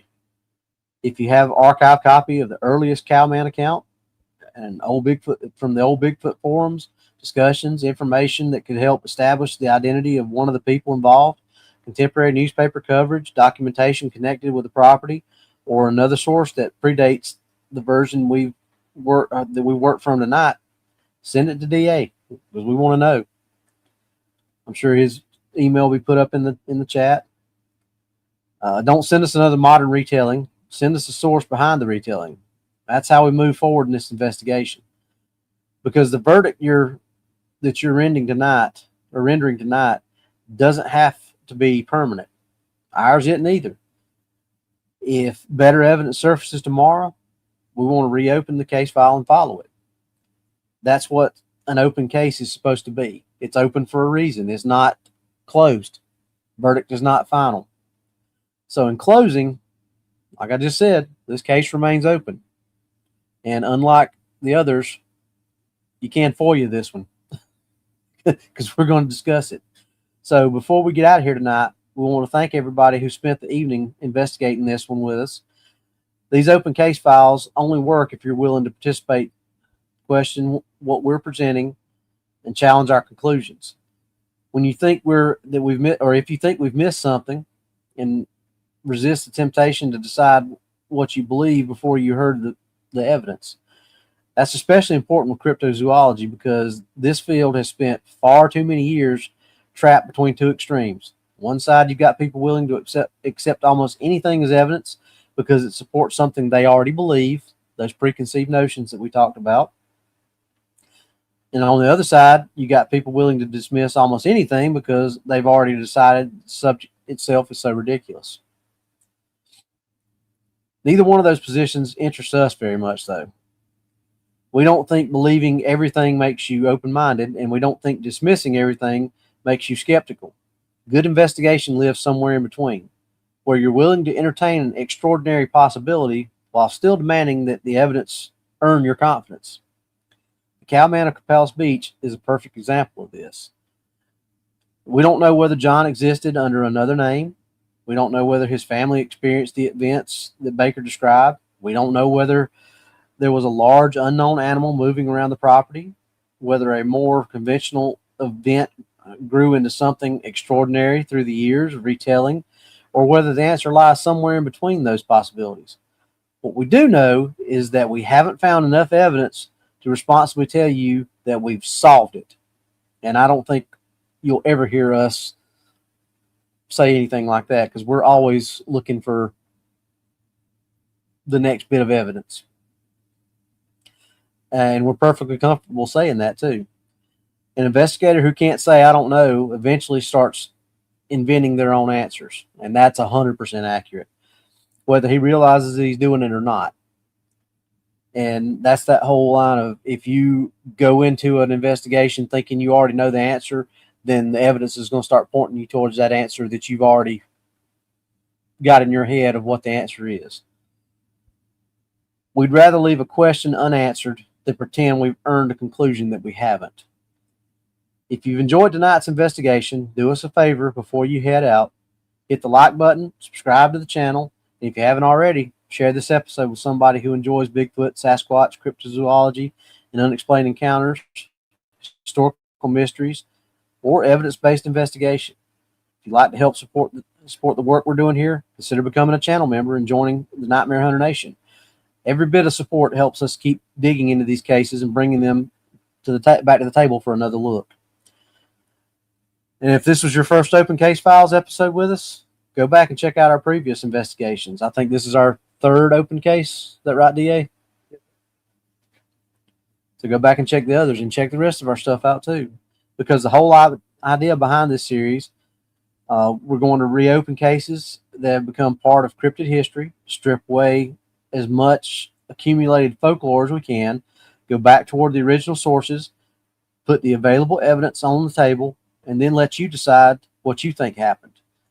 We're not asking you to believe us, and I don't think we've ever asked you to just believe everything that we say. We've always said, this is our opinion, and we're just speculating on most of the stuff, unless it's stuff that we've actually experienced in the field. We never say, this is how it is. We're just asking you to investigate with us. Tonight, we opened a file on the Cowman of Copalis Beach, and after everything that we've examined, there's still witnesses we can't interview, records that we hadn't found, evidence that may no longer exist, and questions that we honestly just can't answer.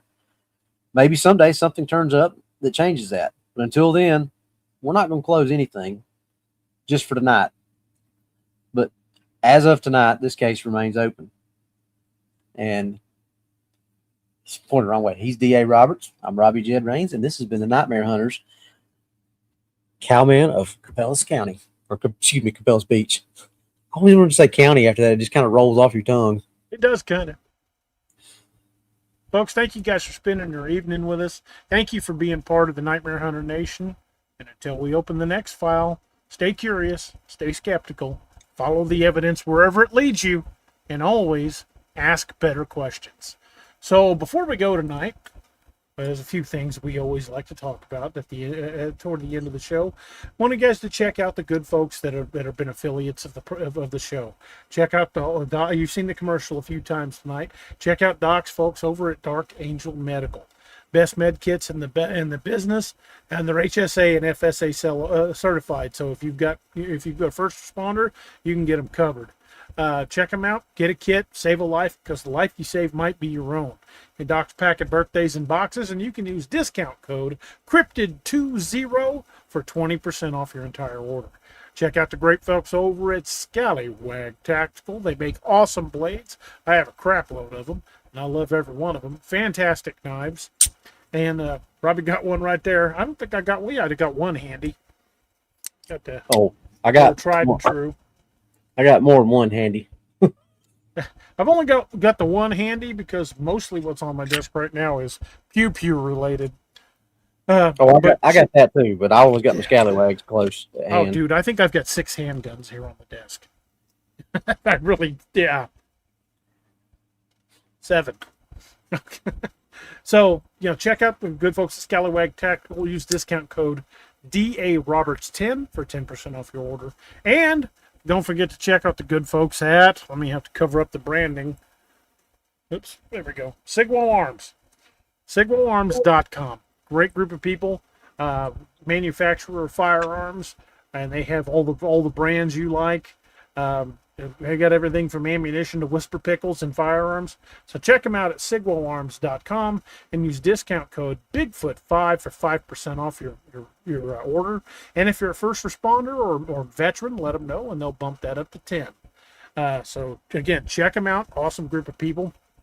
And both Robbie and myself and Doc, if he was here, we also have books. And hopefully you guys will check those out because we love storytelling. And we've got a lot of them to sell you, like close to 50, well, I think over 50 between the 3 of us. Yep. So check them out. You can find them all in. What's that? I was about to say, before Doc started writing, me and you together were 42, and we've each put out about 2 or 3 more books since and Doc's got one out. So I'd say we were over 50, or at least at 50. Yeah, and they're all available in Kindle, print, and in audio form. You can find them all on Amazon.com, or you can find mine on DARoberts.net. So hope you guys will check them all out. I hope you'll enjoy those books and find yourself in a world of stories you can immerse yourselves in. So check all of those out. And at the end of the night, I always want to talk about the 22 a Day Foundation. We lose 22 veterans a day to suicide, and that is 22 too many. So reach out to your friends and family who are first responders or veterans, anybody that's worn a uniform to defend our freedom or defend our homes. Let them know you're thinking about them. Let them know you care, because 22 is entirely too many. Let's get that down to 0 where it needs to be. And you'll see at the end of the credits tonight, you'll see a number you can reach out to if you need help, if you're a veteran. And do reach out. We've all had to do it at one point or another. And we would rather hear your story than read your obituary. And there are people that care. Toshi wants a book update. When can we expect new books? Well, I'm going to try to get one done either late this week or early next week. I've got that convention appearance this weekend, but if it's slow, I'll just write while I'm there. I'll take my laptop. So hopefully, if I get everything straightened out, get the covers done, hopefully I'll have something to release in the next week or 2. And then I hope to have several more over the rest of the year. And I just started chapter 21, about getting close to 60,000 words in the one I'm doing. So hopefully this week or next for my current one. So look for both of us to hopefully have releases coming out the next week or so. So again, reach out to your friends and family who are first responders or military veterans. Let them know you're thinking about them. Let them know you care, because don't let the hard days win. And that one, "Hey, are you okay?" text might be what keeps somebody off the edge. So reach out to them, invite them out for a drink, come have them over for a barbecue. Let them know you're there for them. So as we wind this down, we end the show with a toast. And something I'm really proud of, and we're going to continue to do it. I'm going to put the toast up on the screen. The toast is from an old Irish drinking song called "The Parting Glass." It's a beautiful song. It's a haunting tune, and it talks about not just saying goodbye to the people at the end of the night, but saying goodbye to the ones we've lost along the way. So when you hear this quote, it'll ring for you. You'll hear it. That's a beautiful song. If you've never heard it, you should go on YouTube, look it up, and listen to it. But the quote says, "But since it fell into my lot that I should rise and you should not, I'll gently rise and softly call.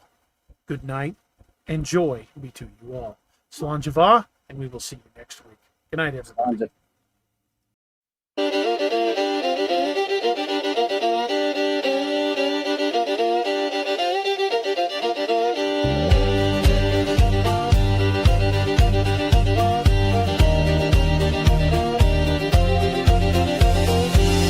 Plains, the winds are howling, saloon doors swinging, shadows growling. 3 lawmen stand tough as rawhide. Yeah, Doc and DA, nothing can abide. Whiskey shots and poker faces, staring down the darkest spaces in this town where legends roam. These boys bring justice, sending evil home. Cryptid lawmen, wild and free, hunting monsters for all to see. With silver bullets and grit of steel, they fight the darkness, make the demons squeal. From dusty canyons to moonlit plains, justice rides with wind and rains.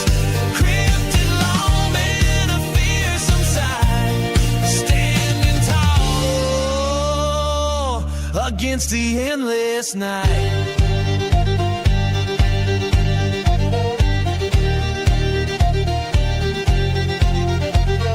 Jed's a howler, claws of steel. Doc's a biter, makes the devil real. But DA's a shifty one, a shape-shifting soul. Can turn to anything, takes any form, takes control. Tonight the chupacabras come to town, sucking the life from all around. But these lawmen, they ain't afraid. They'll face the darkness unafraid. Cryptid lawmen, wild and free, hunting monsters for all to see. With silver bullets and grit of steel, they fight the darkness, make the demons squeal. From dusty canyons to moonlit plains, justice rides with wind and rains. Cryptid lawmen, a fearsome sight, standing tall against the endless night.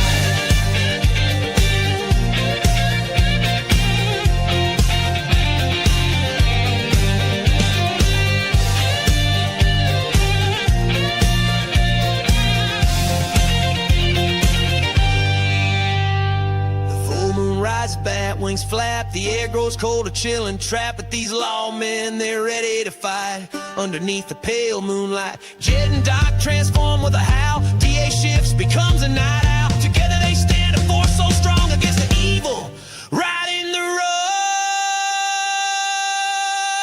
Cryptid lawmen, wild and free, hunting monsters for all to see.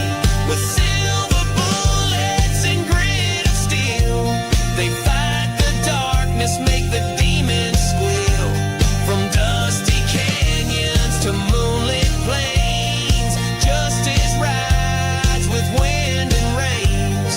Cryptid lawmen, a fearsome sight, standing tall against the endless night.